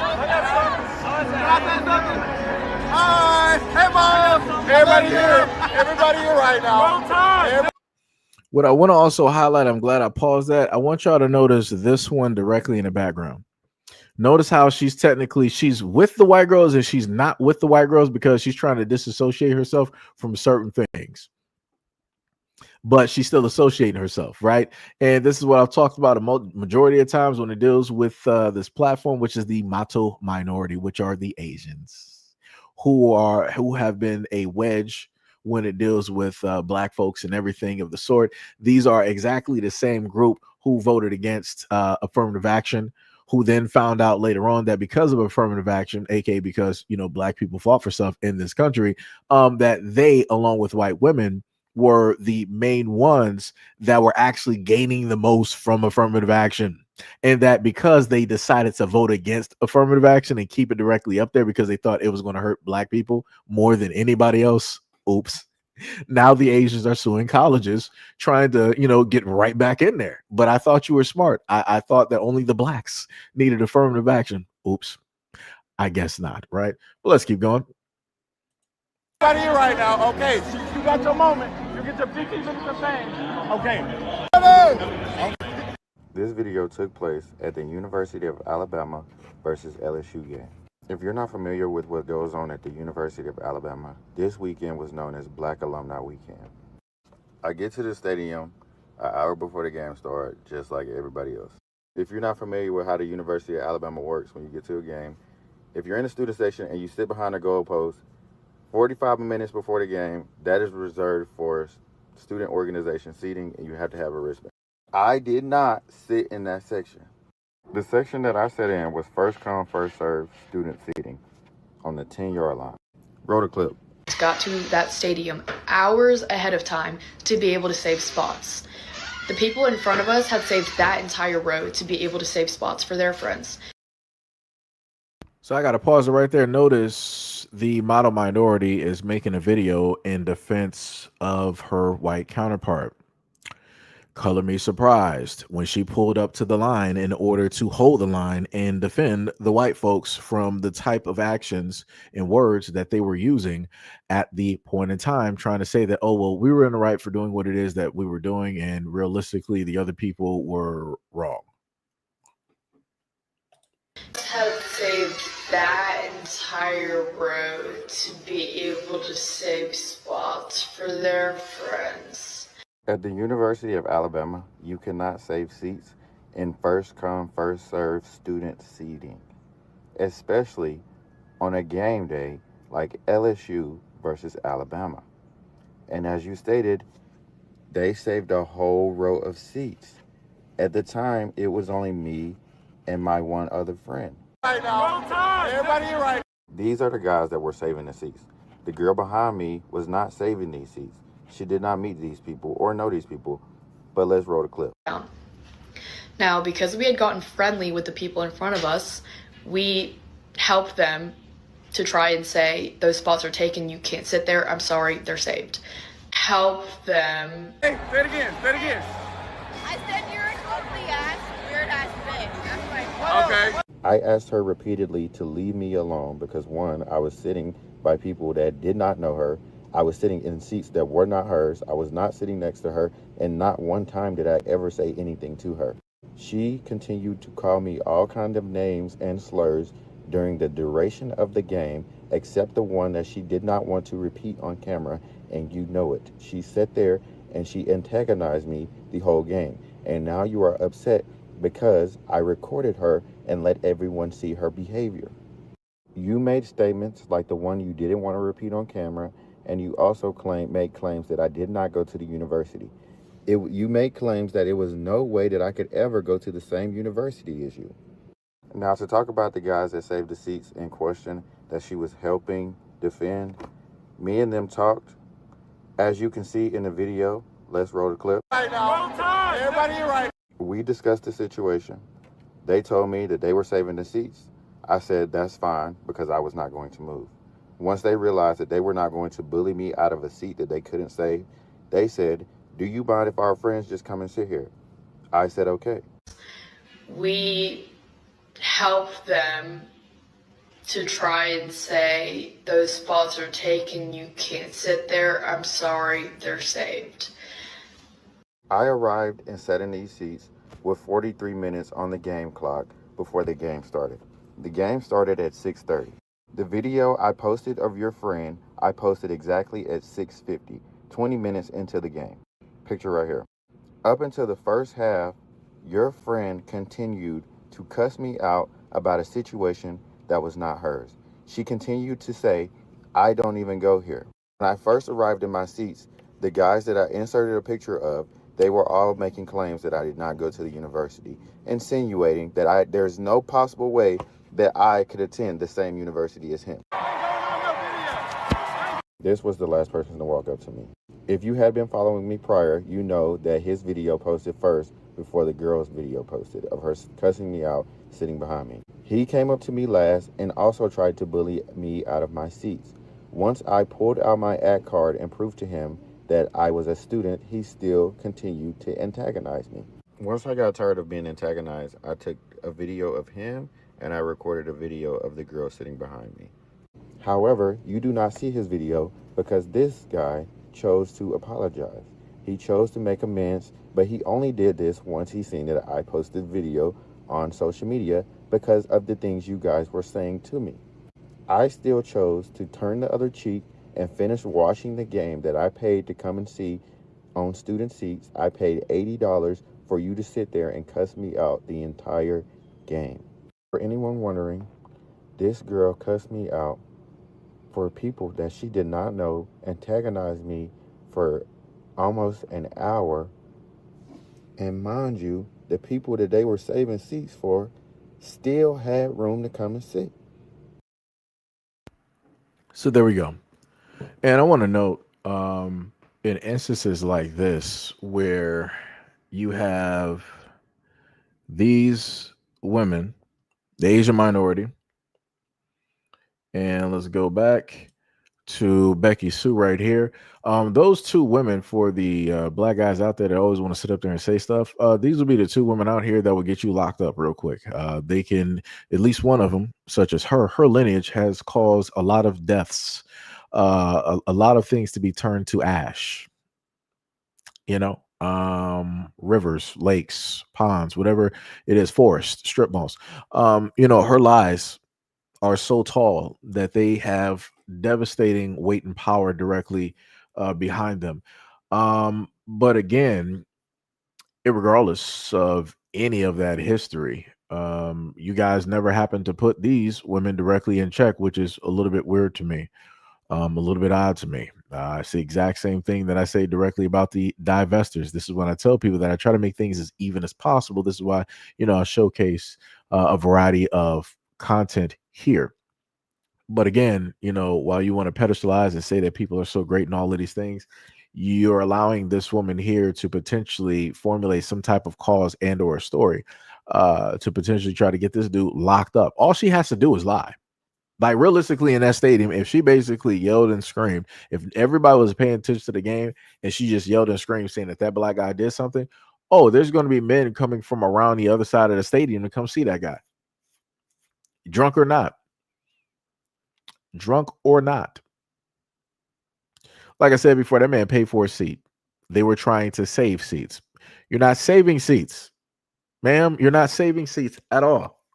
And as the Asian woman said, was like, yeah, we didn't actually know the other people, but once we, got to know them and this, that. No, you're not saving nothing.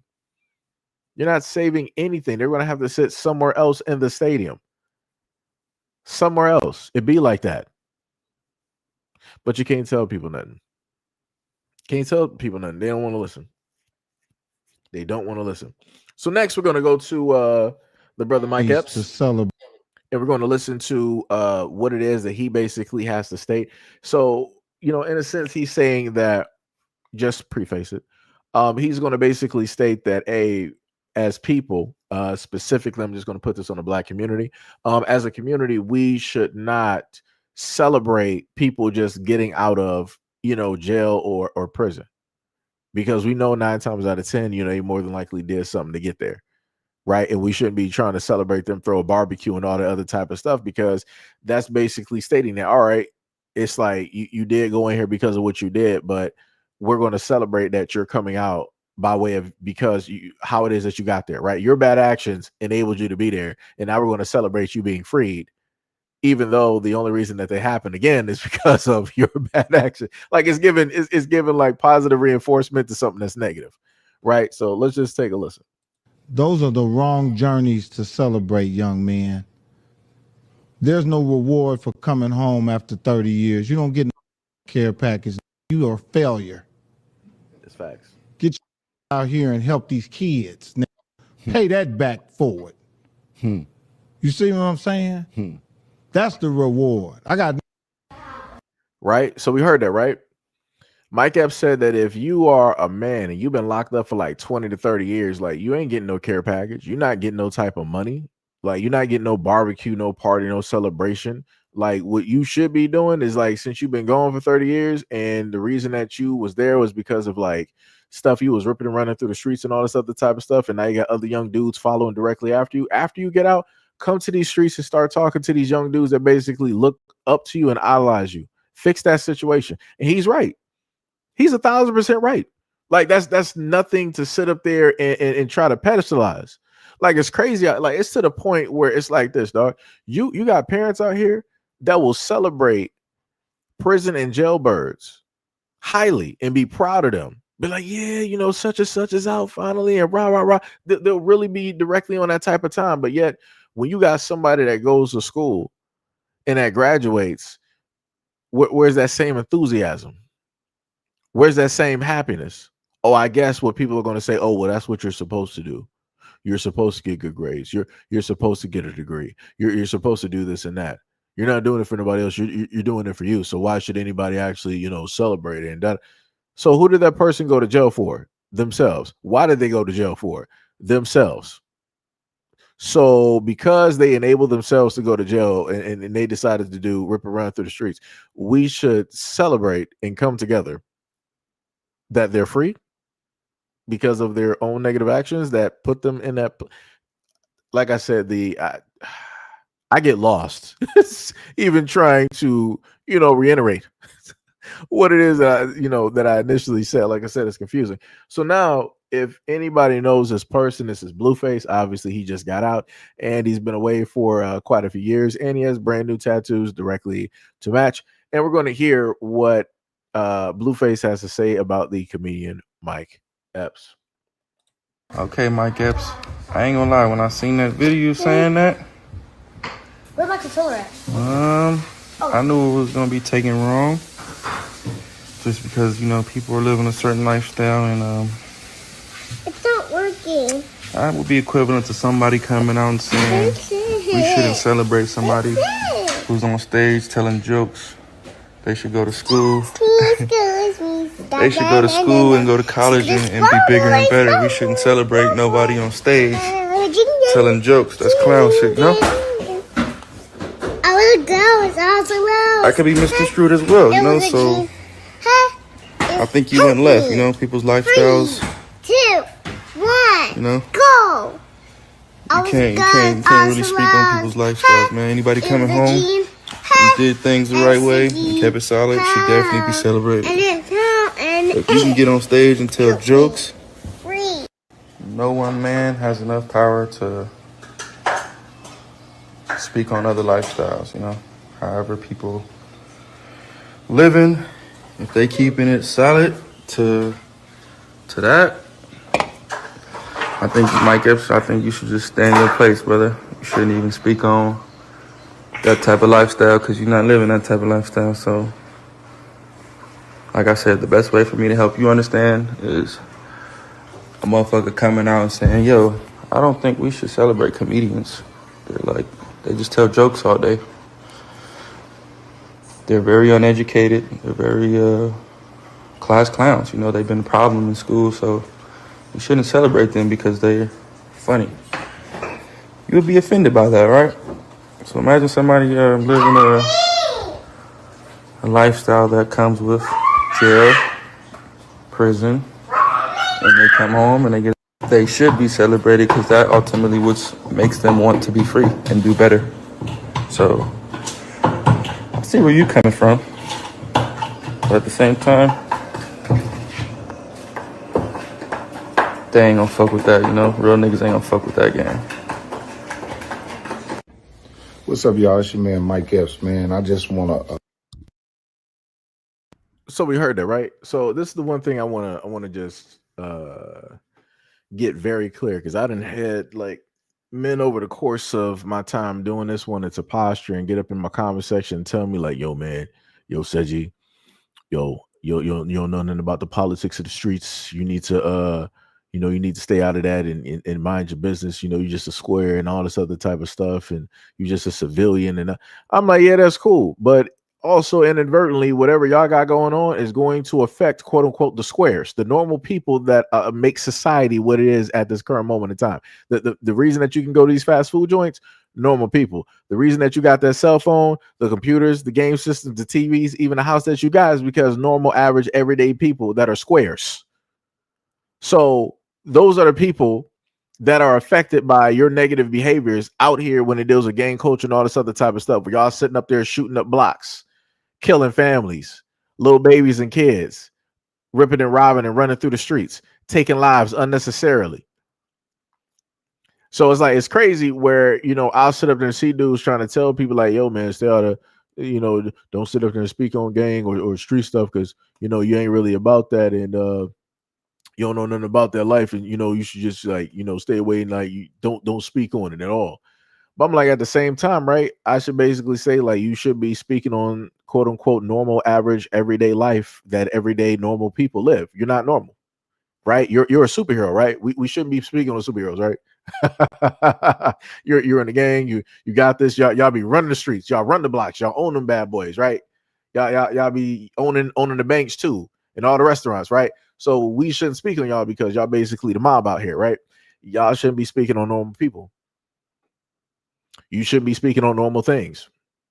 Everything should just be strictly gang culture. I shouldn't be sitting up there seeing y'all play Xbox. I shouldn't be seeing y'all on live trying to gangbang. gang. Like, what are we doing here? Like, do you understand how crazy that sounds?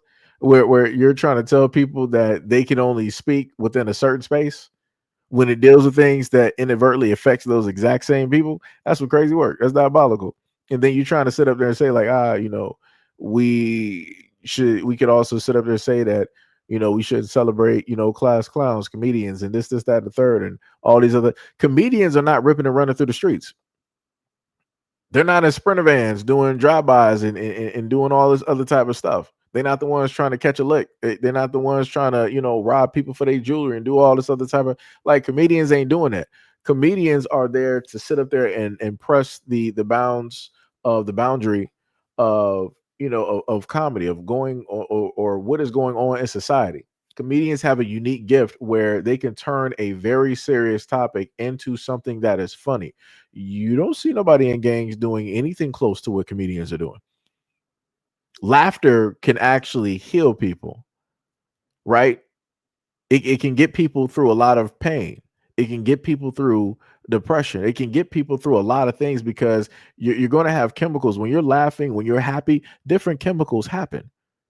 Versus if people see a group of dudes that sound like a gang, you already know what they about. Different chemicals also enter. You got fear, right? You got different negative things that are going to erode away at a person. People start to age faster because now you're in a heightened sense of fear all day long. When you're in that heightened sense of fight or flight every day, all day, it's going to sit up there and age you. It's going to wear and tear directly on your body, even though you ain't really doing nothing.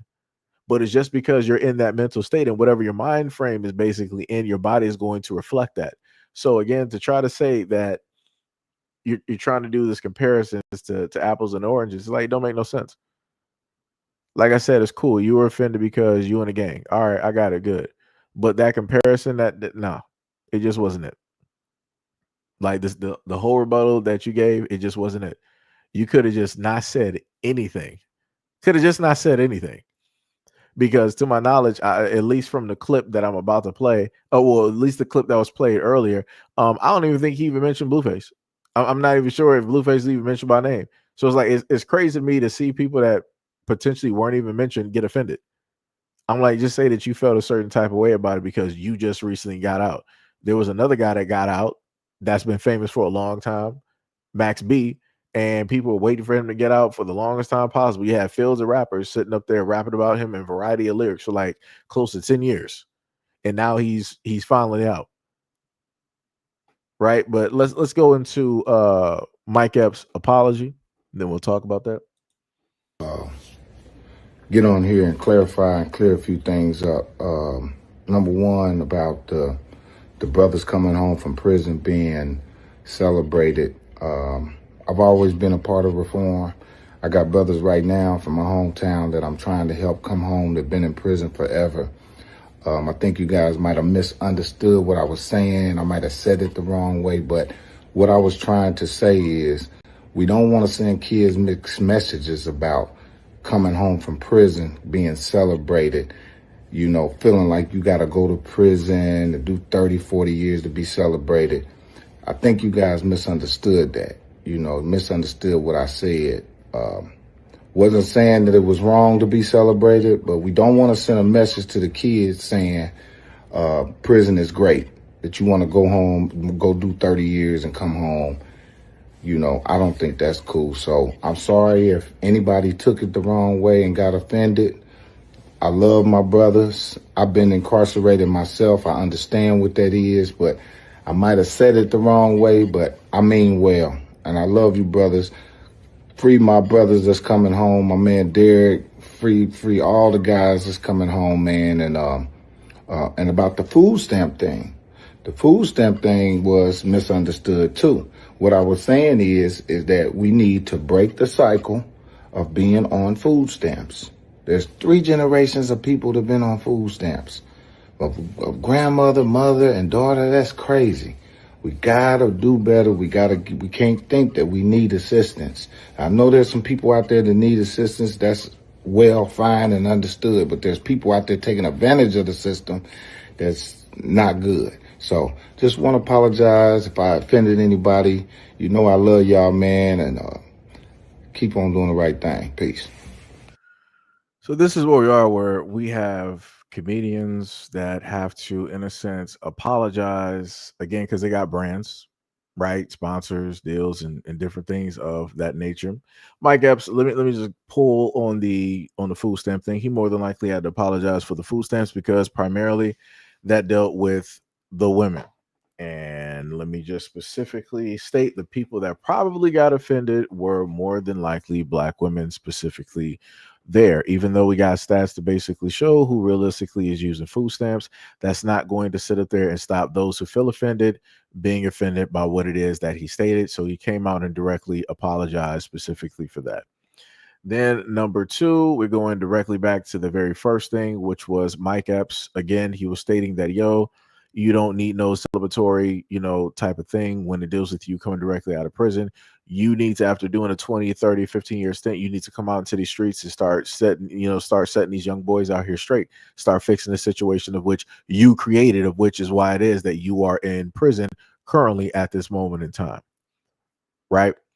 And then he had to apologize for that because I guess he was getting some type of pressure from that or whatnot or whatever. And you had guys out there getting offended, which again, you shouldn't be offended because you should also understand that what you did and what you went through, you would not want your sons to go through. So if anything, you would actually be championing what Mike Epps actually stated instead of wanting him to come out here and apologize. Like I said, that's some clown work. Like, so now nobody just wants to be accountable for nothing. Like, I ain't never in my life, dog. Like, this is just sad. This is 100% sad on both sides. Like, this dude had to both give an apology both to the men out here. Oh, let me just be specific. He had to give an apology out here to the Black men out here and to the Black women out here. Okay. Like I said, ain't nothing gonna get fixed. Nothing's going to get fixed. Black people can pressure this dude into like an apology, but you can't pressure nobody else though into giving you what it is that you need and want. That's crazy. That's diabolical. So last but not least, and this is going to be a video that is up on the channel at this moment in time that we are going to go directly over. I forgot. Let me just pull this directly forward. Right. Let me just pull this. Hold on. Right. So the guy that you see that you're going to see that's in like the all red, he's a streamer. His name is Plaque Boy Max. And what inevitably ended up happening was that he was going through the streets wherever he was, out there in California, and he was trying to tell people to vote directly for him. He is nominated, for a Grammy because he was working with an artist, and I guess the song blew up and it got, real hot. And this is what took place. I'm sorry, but I'm from America's Next Top Model, and I didn't know who you are, but you're out here talking about Black excellence. Yes. What are you promoting? So I'm a streamer, I also make music. I don't know if you know who Fred Again is and Skepta. I have a song nominated for a Grammy with them, Victory Lap. Really? Yes. And I am nominated for Streamer of the Year. Music Streamer, Best Stream Series, Okay, Best how Stream do I collab. support you? Right here, support Black business. What's your name? Should I put you on my stories right Yes, now? yes, To yes, you support should. your Black business? 100%. We're here with Plaque Boy Max. Plaque Boy Max. Y'all know what time it is. All platforms. all platforms. You Make gotta sure y'all support vote. him. Oh, upside down. Make sure y'all vote. Vote. Exercise the right MLK fought for. Vote. Period. All platforms. Grammys and Streamer of the Year. Let's do it. Come on. Okay, are you gonna Yes. give me a little smooch? I can't do that. I can't do that. I can't do that. I can't. I'm sorry. I can't. You know what? I can't. I can't. Love though. I'm out. Oh my God. What the fuck just happened? And you guys were filming stuff. Right. So we saw that, right?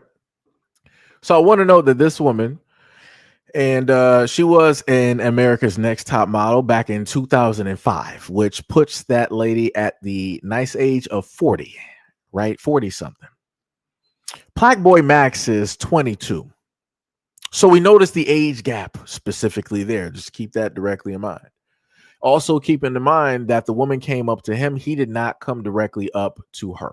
She listed who it is that she was, and she also listed very specifically, hey, America's, next top model, and I don't even know who you are, and yada, yada, yada, yada, yada, right? After giving that spill and technically giving a diss at the same time, because you didn't even have to say that you didn't even know who the dude was. Like, realistically, who are you? Nobody of his generations of the 20s even knows who was even a part of America's Next Top Model back in 2005. Like, are we serious? like, yo, you do realize that times have changed. Like, technology itself has changed. So it's like, it's crazy to get directly up here and to act like you're still in that space of like, you could just be like, oh, so you have to know who I am, but I don't know who you are. Wow. The slights that these folks out here decide to sit up there and do, right? So he gives like his whole spiel and everything of that sort. And then she decides, not only did she introduce herself, but then while being filmed, she was like, hey, you're going to give me, like a smooch or whatever it was. He was like, nah, I can't do that. Respectfully, he was like, nah, I can't do that. And he walked off, right? And I want people to understand that from at least what I was able to gather from information online at this moment in time, at least, he has a girlfriend. And I want people to be realistic and honest. If Plaque Boy Max, if a man that is in a relationship with a woman kissed another woman in public, what would everybody sit up there and say? Oh, he's a dog. Oh, that's sitting up there cheating. Why are you sitting up there kissing on other women if you're in a relationship and yada, yada, yada? And how would you feel if your woman sat up there and kissed a man? And right, it would be this whole back and forth. So instead of even dealing with that and going down that route, he saved himself. He's like, nah, I can't sit up there and do it. I'm just going to dip out. And he did that. Right, he did that, right? And he wasn't disrespectful. He was just like, all right, this is a little bit uncomfortable, and I'm out. I just wanted to promote, and I didn't want no more, no less, and this just made it weird for me, right? So now let's go into this 40-year-old woman's response to a 22-year-old, and again, I'm going to stress, she is 40 years old, 40 years old, and this is her response to a 22-year-old.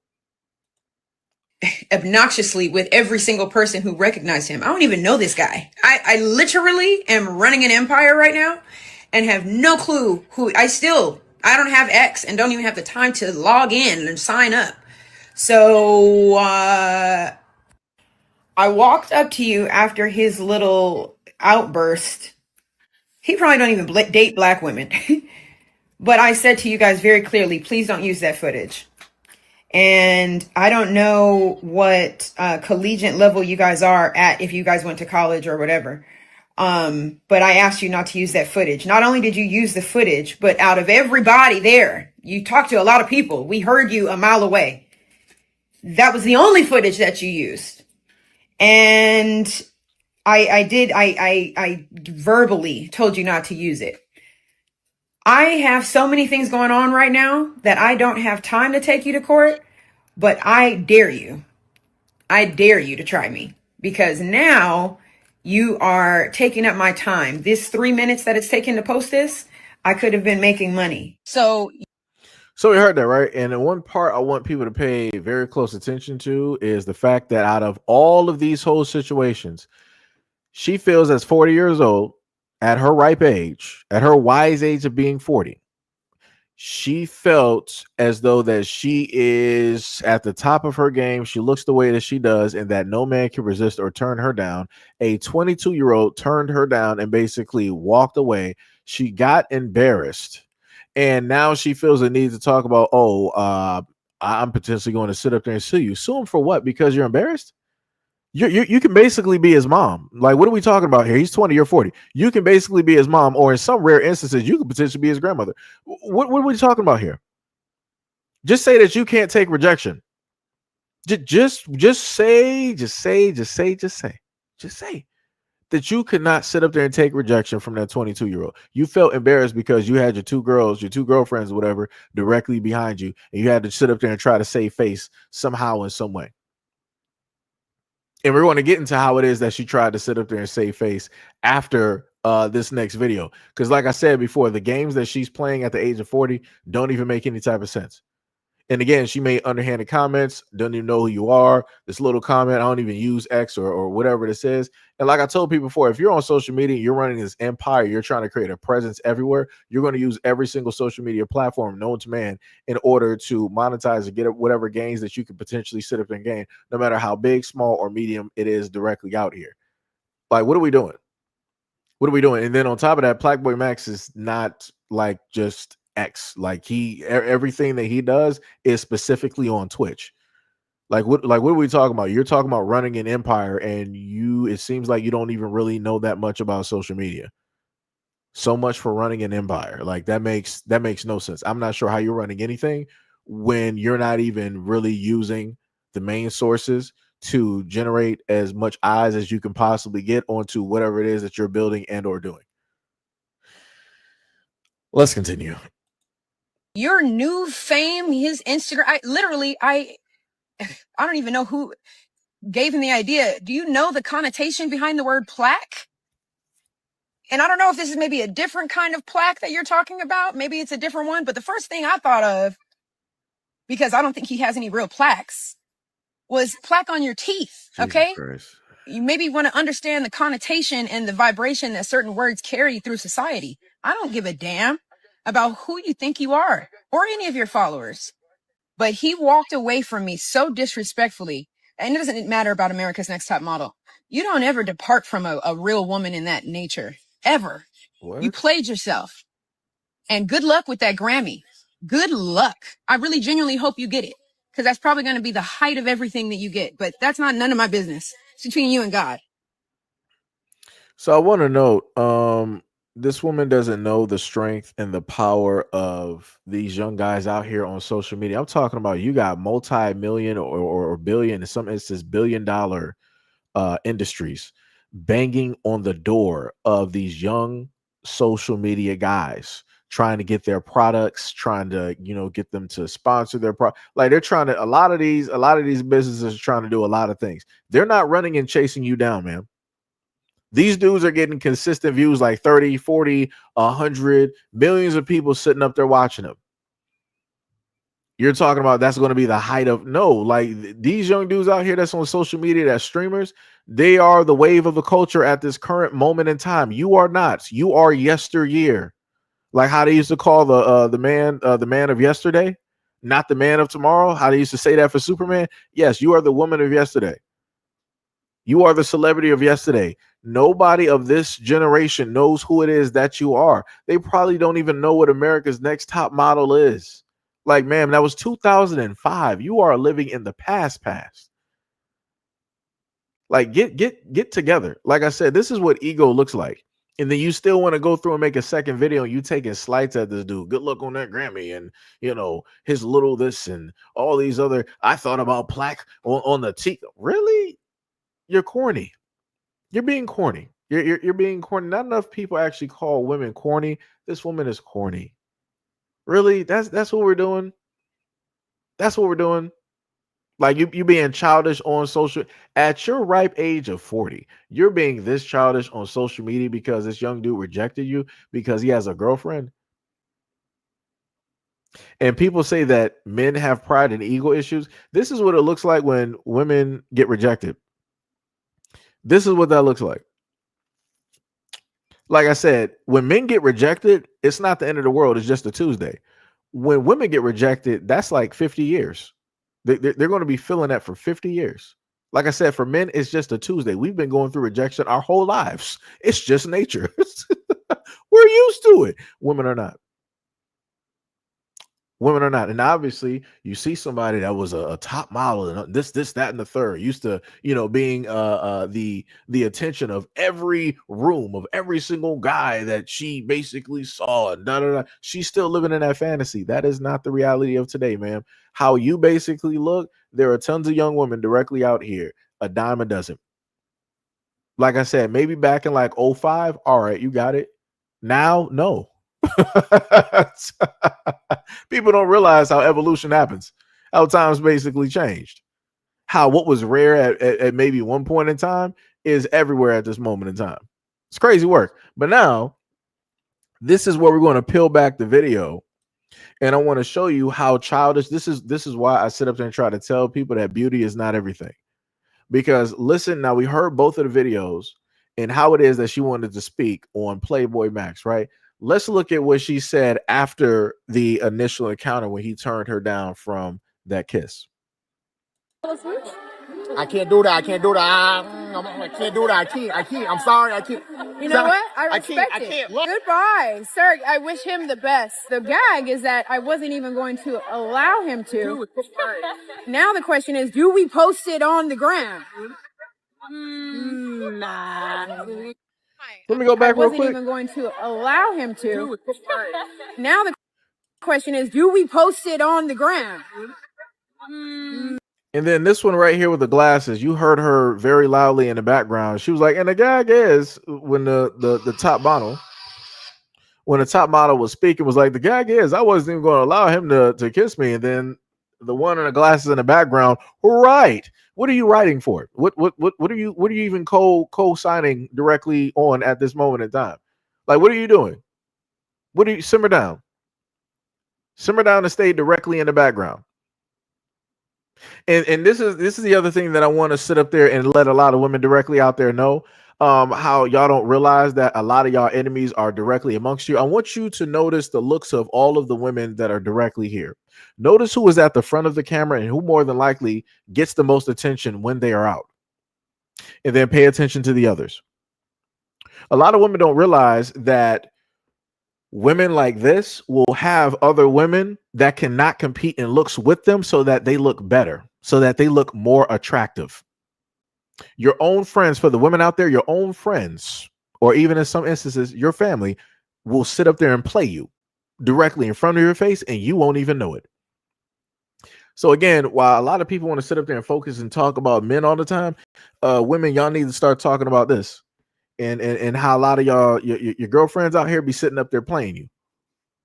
And it's like some of y'all actually know what time it is, but y'all don't really want to sit up there and call it out because, you don't want to be by yourself. You don't just want to, sit there and have to just like, probably build or do some internal work and all this other type of stuff. So you would rather just like sit there in this. Because like somebody got to explain it to me. Somebody explain it to me. Why is it that whenever there's groups like this, you always see the most quote unquote beautiful woman directly out there, and then the friends are not matching? Shouldn't it be equal straight across the board? Isn't that how that's supposed to sit up there and work? Or at least it should.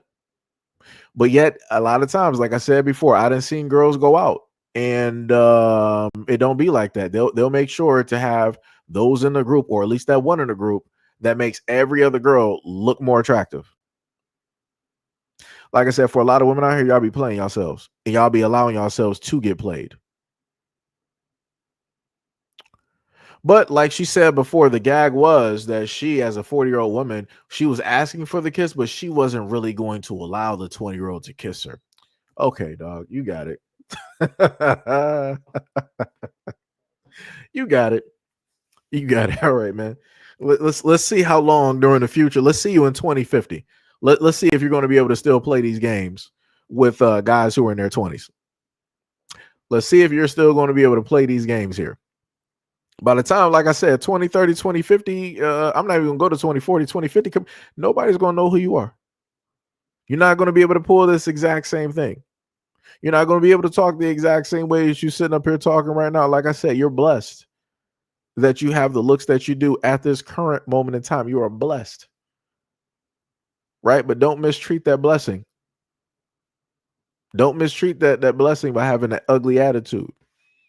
Because like I said, when women who look like this have an ugly attitude, it brings everything down. You can potentially be like an 8, 9, or a 10, but the moment that you start talking like this, dog, you're a 2, you're a 3. Like I said, don't nobody like I said, women don't understand, dog. Women do not understand. Like, that is crazy to me. That is diabolical. Diabolical. But like I said, man, I try to point out a lot of things out here to inform a lot of women on how they be getting played, what the game actually is, but people choose not to sit up there and listen. And I would really love it for some of those divestors in the comment section that really want to sit up there and be talking that black women girl power. I would love for y'all to sit up there and start chiming in instead of staying in the damn background. I would love for you to pull up to the scene and talk about this, but you're not. Because you know what time it is. You know what your friend group looks like. And you know more than likely where you fit specifically in that friend group. So you're not going to say nothing. You're just going to shut up and stay directly in the background like you normally do. Crazy work. But yet you want to talk about black female excellence, black women are beautiful, and this, that, and the third. But yet there are tier systems. There are tier levels directly for this.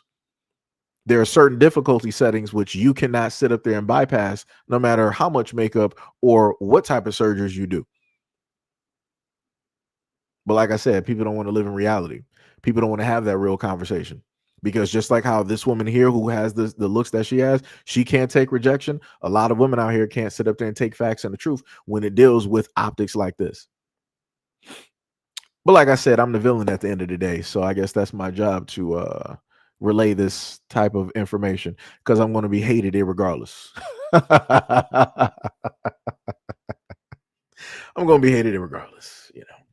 Now, the other video I want to bring directly up to you. And before I put this up there, I want to sit up there and state YouTube, I did edit this video because for whatever reason, I wanted to find a problem with the initial video. So I did edit that. I'm just going to make sure. I'm just going to make sure I got the right one here because I ain't trying to deal with no other mishaps, you know, and things of the nature. Let me go through and find it again. Whoa, wait, I think I edit the video through CapCut, didn't I? No, I use CapCut. I use the other, what's the name? Let me just see real quick. Let me just make sure. Is that the one? Let me see real quick.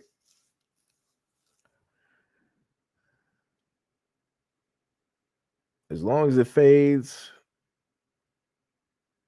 Okay, yeah. Okay, all right. So again, shout out to the people who would have potentially seen this video. We weren't able to exactly post the video. My bad. I'm sitting up here trying to get rid of some stuff directly up here. I wasn't able to specifically post the video due to the fact of that there were some issues specifically there, realistically, comparison to a lot of the other media that is on YouTube. I'm not sure how YouTube even had a problem directly with the video, but so be it, right? So I edited the video and this is going to talk about something very specific that it seems as though. Let me just make sure this is the right one because again, I don't want to mess up. Let me just make sure it fades. Then he's right there. Fades. All right. So in the video that you're going to see, it has to do with the singer Mario, right? And what initially happened in the video, I'm just going to, let it play. I'm probably going to replay it time and time again. What inevitably ended up happening was that there was a woman specifically in the crowd that decided that when Mario got closer to the stage, that she wanted to touch him directly on his pants, right? And this is where the video fades, and you see Mario during mid performance. He's looking down at the woman and trying to tell her, like, "Yo, stop that! Like, you don't do that, right?" Because if that was, let's say, like a Meg Thee Stallion, a Cardi B, or something like that, all women around the world, including some dudes, would have lost their mind. They would have been, everybody would have been trying to see that guy. They would have tried to find out who that man is and all this other type of stuff. And I want to note that the woman, I can't even show you a picture of like the hand. I would have to like do some real editing directly on that. That woman with the hand that she got, you can clearly see that she's married. She has a very nice wedding ring directly on, and she decided that she wanted to touch another male that she does not know, not in a relationship with, not engaged to, don't have kids with, not living with, and not married to. She decided that she wanted to touch a whole complete strange male on his pants. And this is why I sit up there and say that I can't take women serious when it deals with the whole thing of women wanting to say that, oh, you guys don't know that no means no. Y'all don't know the personal space and this, that, and the third. You know how many male celebrities have been fondled and touched by women while they're doing performances? And it's like, keep your hands to yourself. But a lot of guys, they can't sit up there and say nothing because they'll be deemed to be gay or not liking women. And that'll come from both sides. You have a lot of dudes, man. What type of man out here don't want women just randomly touching on them and all this other type of stuff? It must be something real suspect about you, man. Just come out and say specifically what it is, and then you'll have the women sit up there and say like, "Oh, you don't want me touching you? You must be gay. You must not like women. You must be on the down low. You must be this. And you must be that.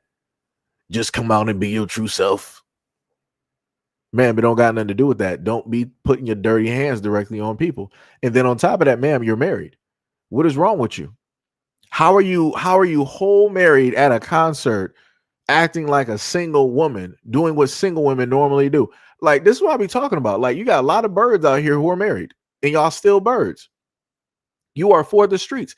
And just like I said specifically in that video, I don't know who this woman is.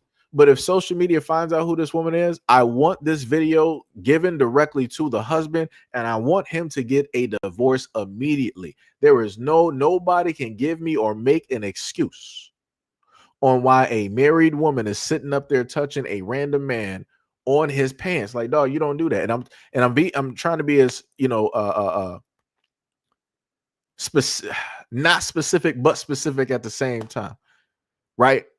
Like, she touched a very certain area. Like, you can see out of the whole crowd that was there, you can clearly see her hand and what it is that she was reaching for. You would have thought that she was trying to like reach for and cover the sun, because that's exactly what she was doing. And I'm like, for you to be that comfortable and do that as a married woman lets me know that that's something that you do automatically every day. Like that is just within you to sit up there and do. If you find a dude attractive and you want that dude, you're going to be sitting up there doing that. So I'm like, why did you even get married?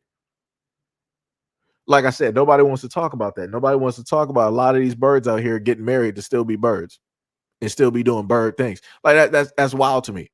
And people got the nerve to sit up there and try to talk about men in marriage. Huh? Like, dog, for any women out there that sit up there and do that, I want y'all to know that y'all weird. The same way that y'all would not want a strange man sitting up there touching on you or caressing you, quote unquote, violating you, that exact same thing that you talk about, you should have that exact same mind frame when it deals with men. You don't know that man. He didn't consent to it. He didn't ask you to. Don't do it. Like I said, it's crazy. And it's even more crazier that men are shamed from both sides, especially if you're a black man, shame from both sides for basically speaking out about this. That's some crazy work. That is some crazy work. Diabolical. Somebody said, so fine girls can't have less attractive friends. Let me make you understand something yet again. You have women out here that know that they are attractive. They don't need no type of help in elevating that attractiveness. But to seem even more attractive, they will have less attractive friends. What about that do you not understand? What about that do you not understand? It's just like how you got some rich folks out here that got quote unquote friends that don't got nothing, but they basically carry them along so that when conversations come up and the friends want to sit up there and speak on something, they really can't because they don't got nothing. This is when that person be like, oh, well, I know they've never went anywhere, but I've gone to, Morocco. I've gone around the world. I know these celebrities, I just got, $50 million, dollar deal, directly, in the bank. And right. It's the exact same thing where you got these folks who know that somebody has less or is less than in comparison, and they want to use them in order to further elevate themselves to sit up there and show how much of a difference it is between them and other people. But you're making it seem like I'm saying something weird. This is what I be talking about. This is this is what I be talking about. When you call stuff out, people want to still sit up there and deny and defend the foolishness. That's some crazy work. That is right there. Let me just sit up there and tell you. Nah. For me, Goodbyes. that's weird to sit up there and defend that type of behavior. Like I said, I seen this through high school, through colleges, and all this other type of stuff. Like, no, we're not sitting up there doing that. We're not doing that. Like I said, stuff like that should have been called out a long time ago. This is why stuff like this is able to sit up there and still go down, because you got other people that will enable the foolishness versus actually calling it out. Like I said, and I done sat up there and seen women, who look like the model. Now note, the top model is directly on the right. She's at the front. Her friends are in the background, right? I done seen women that look like her will go out with their girlfriends, and their girlfriends are not dressed to the nine. They're not dressed to the T. They're not looking to the best of their capabilities. You understand what I'm saying? So the friend that can afford it, the friend that looks a certain type of way, she will carry those women along that's looking, half at their best or whatever it is, in order to elevate what it is that they are, so that when the men see them, they'll look at the friends and be like, oh no, I don't want the friends, but oh, you? It's like, yo, you coming out here dressed. It's like, yo, your makeup, your hair is on point. You looking beautiful. You in shape. You this, you that. And the friends are just in the background with drinks. And you know what the friends are doing? Yeah, that's my girl. You go, girl. Da, da, da, da. What? It's like, dog, you're getting clowned. You're being used. You're being used. You're being used. And it's like, she don't even, like I said, women like her don't even need to do it. They can just step outside and birds are singing. Other people out here got to sit up there and actually they got to put in some effort. They got to put in some work in order to get to their true self, to get to that final destination where they can show the world what they have on the inside and match that on the outside. It takes a lot of work. A lot of people, you got some people who are lucky to be born like this. But again, a lot of women who are born like the one that you see directly dead in the front, their personalities and attitudes are disgusting. So like I said, and this is me trying to convey two things to two different demographics. So to the women out here, stop being played by your female attractive friends, because that's all they doing. They're playing you at the end of the day. So it might be that you don't have a friendship with this person no more. It be like that. Find some new friends or stay directly to yourself and build yourself up. Be the person that you are on the inside. Showcase that. Do the work that you need to sit up there and do. You don't need to hang around this person in order to sit up there and get leftovers. Like, yo, stand directly 10 toes down as the woman that you are and sit up there and work for whatever it is that you want, so that you can actually attract the man that you want, instead of trying to be by in proxy of that woman and trying to then within that orbit try to, get a guy directly into your orbit. No, that's not gonna last for long because it's not genuine. Like I said, you can't do the same thing that guys do. It's not gonna work like that. Guys can sit up there and do that, yeah, because there's a goal there. There's only one goal. When it deals with women, a lot of y'all sit up there and do this because y'all genuinely, y'all do actually want to be deemed to be attractive. So by proxy, you're going to connect yourself with somebody who is attractive because you want to be directly in that place instead of where it is that you are. Because if you are actually happy and you valued and respected yourself, you wouldn't need to hang around with somebody that's quote unquote a 9 or a 10. You'll be hanging around your own folks. You'll be hanging around people directly at your own level, looking your best. And people be like, yo, what? Like, yo, you're actually like a beautiful person. Like, yo, you look great. It's like, yo, your personality is like 10. Right? It would be that type of thing. But like I said, too many women out here don't want to stand by themselves because they're afraid to. Just like a lot of women are afraid of rejection, a lot of women are afraid to actually stand directly by themselves. Like I said, that's crazy to me, man. That is diabolical. Diabolical. You said, I see what you mean, I think. Okay. You also said exactly mutual using. I mean, I'm not going to consider that mutual in a sense. I would more so in line put that as like parasitic. It would be, more so, parasitic in nature because the one that is there doesn't actually need you in order to sustain life, but they're using whatever it is that you have in order to elevate them and to make sure that they stay at top. Because like I said before, a lot of women got to understand, like women that look like her, they don't really do nothing to elevate their friends. They don't really do nothing to elevate their friends to put them into the exact same areas where the greatest of greatest men are. They're not trying to elevate them by pushing up their education or affording their education for them or starting up a business for them or putting them on some type of beauty or gym regimen. They're not doing any of that. They make sure to tell them what, oh, girl, you're beautiful. You're beautiful just the way that you are. Don't change for nobody. Don't change for no man. Don't allow nobody to sit up there and tell you that you're no. That's them telling you that you are good where you are and I don't need you to move. Because if you are to potentially move, now it's going to be a problem because I'm not going to get the attention that I normally get from men. I'm not looking for attention, so I'm going to keep you here and I'm going to say these niceties in order to keep you here, in order to make you think that I actually care about you. And it's crazy, like as a guy, I can look at when women say this stuff and I can see it. And I'm still trying to fathom, I'm still trying to understand how it is that a lot of women don't see this. Because when it deals with male groups, guys don't do this. It's like, yo, all right. A lot of guys live in reality. It's like, yo, if one of our friends is basically like the most attractive guy, he always gets women. It's like, all right, we all about to sit up there and like get dressed. We about to go. It's like, yo, we do all types of We're not allowing any of the guys to walk out half-assed. It's like, yo, you need a belt, we got you. You need some matching socks, we got you. You need a tie, got you. You need a blazer, got you. You need a quick lineup real quick. Let me call somebody so we can sit up there and get that done. You need some cologne. We're going to whatever we got to work with. We're going to sit up there and work with that and add some more layers directly on that. Like I said, that's how we work. And if one of the dudes is getting attention, he'll sit up there and bring over other girls for the other guys. Be like, hey, girl that's after met, she got, a group of female friends, and these are, her female friends. These are my guys, and yada, yada, yada. And then that guy will sit up there and be talking great game about each one of those guys. Right? That's how guys move. Like I said, because I've been there. That is how guys move. Women don't move like that. That's all I'm saying. I've watched this stuff happen.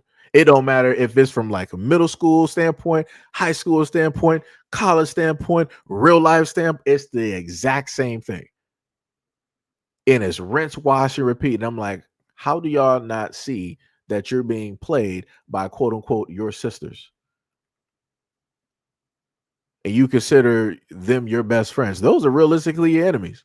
Any woman that's willing to sit up there and play you like that out there in the open, you need to run quick, fast, in a hurry. But like I said, that a lot of people got to come to a realization.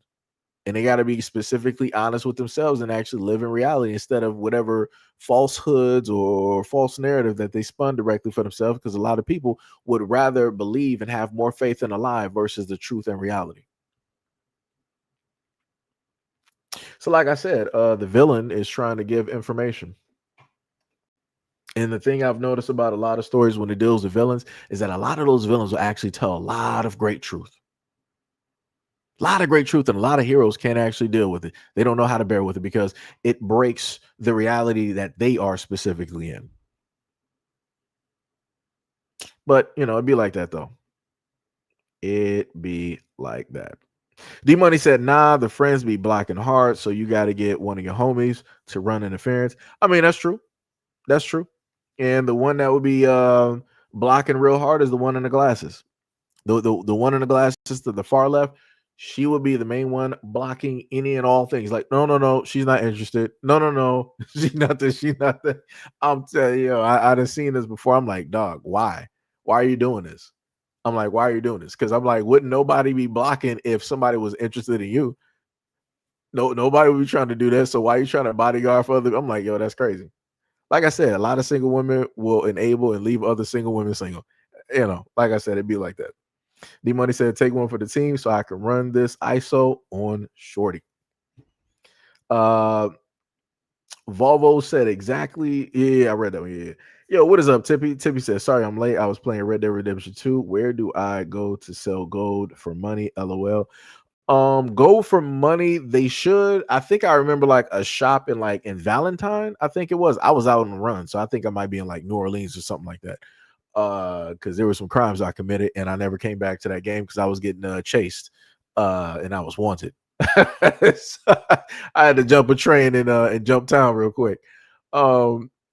But yeah, and usually in some of the towns you can go to and you'll find some shops where you can sell some stuff. You got to look for them though, because there'd be like a lot of small shops. Usually when you walk around, they should start highlighting stuff on the map and let you know where the specific areas are once you start exploring a little bit more. D Money said, your friends get with my friends and we can all be friends. That's facts. That is bars. That is bars. That is symbiotic in nature, how everybody gets something out of it at the end of the day. That's how life is supposed to work. It's how life is supposed to work. But yeah, that's pretty much it, guys. That is pretty much it. I think that's all I actually wanted to cover. I feel like I might have went a little bit more directly in there. What did Gail say? Gail says Seji never misses a chance to post a doppelganger. What you talking about, Gail? Oh, wait, are you talking about the community post that I made? I think you might be talking about the community post. Wait, let me see this real quick. Let me go to. Let me see. Let me go to post real quick. I actually got some comments on there as well too. I didn't even check those. As a matter of fact, let me see if we got any held comments. Yeah. We got a few direct. Also, shout out to anybody who responded to the community post. I think we got about like 23 comments directly on there. So if you go to the channel, you can see some of the community posts that I've made. Shout out to those folks. Let me see what we got. Large card targeting audience. Because let me show you all the community post before I go. So this was it a gift or was it an image?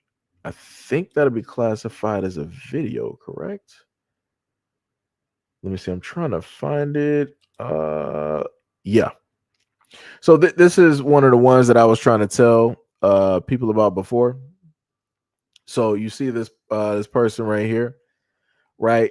So as a community post basically stated, let me go back and read it. I actually got to click on the post to go to it. So originally in the post, I stated that all you have to do is say something negative about black men and the world will love you. Number one, a nice amount of hate is coming from non-black American sources. Number two, making money from negative media and black American women.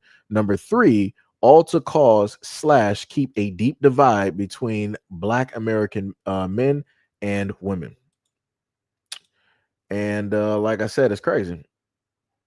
It is diabolical how these things be working. And again, as the villain, I'm trying to put information directly out there so that a lot of black women are not caught up in thinking that these people have the best interest for them, because they're trying to leave you destitute, alone, and single, with a single independent ideology mind frame based in feminism, while they themselves go out there and find men of whatever community that they are interested in, or specifically their own, and get married, procreate, have children, and build things up.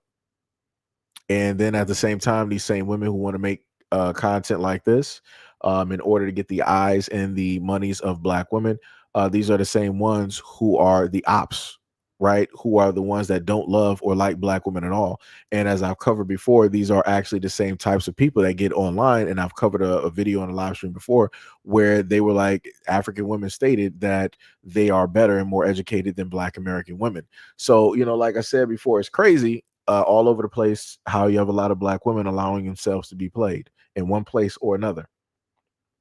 So as a villain, I'm just trying to inform people. Like I said, you can hate me all you want to.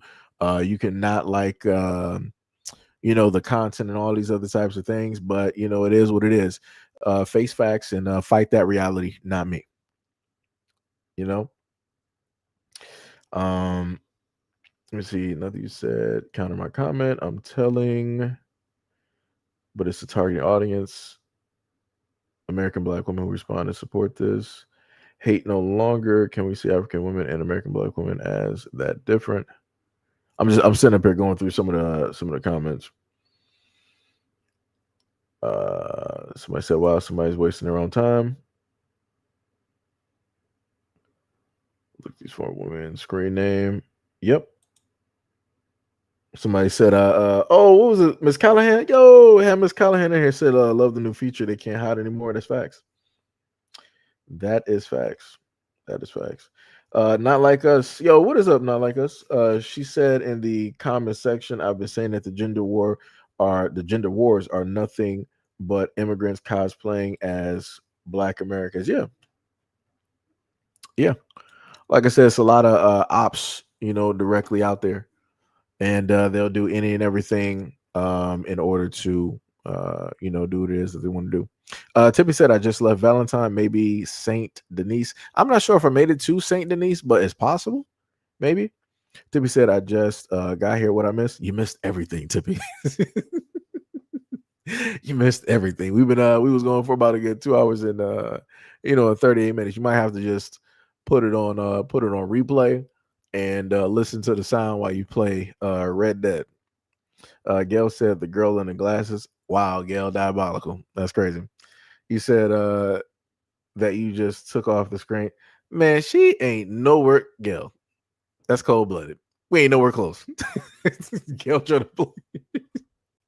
Gail trying to play me. That's some diabolical. It be your own people. Let me tell you, it be your own people directly out here. Man, I tell you. Gil does this to me for like the last, 5 to 6 years? Every year. Let me tell you. First, it was the dude from Belly or whatever it was. The dude with the wig on, sitting up there eating fruits. And now it's this. That's some crazy work. That is some diabolical work. Every single time. I know Gail is sitting up there cracking up at home. But I think, let me see. Have I heard Gail laugh? I think I did hear Gail laugh before. Yeah, I think I did. Yeah, I forgot. It's been a while. But yep. Yes, indeed. But yeah, that's pretty much it, though. Let me know what y'all think about this live stream in the comment description. Shay was like, "Yo, don't bully our husband." Oh my goodness. It's why I know I couldn't take y'all nowhere. Because it would always be something. I swear to goodness. It would always be something. Can't take people nowhere. Gail said, peace and love. This woman here.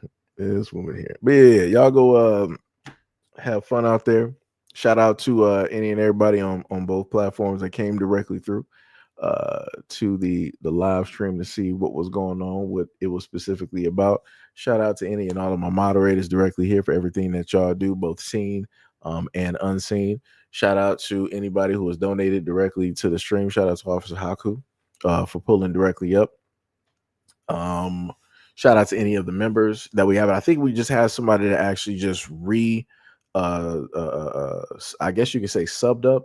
I guess that would be the term, or remembered up. I'm not sure. I'll figure it out. But shout out for becoming a member again. Much love, respect, and appreciation. And shout out to any and everybody that is pulled directly through to donate a variety of other ways as well too. And also shout out to any and all of the patrons that are a part of the platform as well. Much love, respect, and appreciation. And I wouldn't be able to do the things that I do without you guys. And thank y'all for being with me for the long haul, because we got many more years to go and many more topics and evolutions that will sit up there and take place, directly on this platform. Sham said, eat well and stay safe. Tippy said, thank you. D Money said, I'm going to cry on stream. This man right here. This man is diabolical. Crazy work out here. But yeah, I'll catch y'all in the next live stream or video. Actually, I will have a video posted for you guys. I'm just going to let this upload so that the live stream doesn't go above the video that I post. Like I said, YouTube in the background is weird. So we'll have that posted. And yeah, peace out.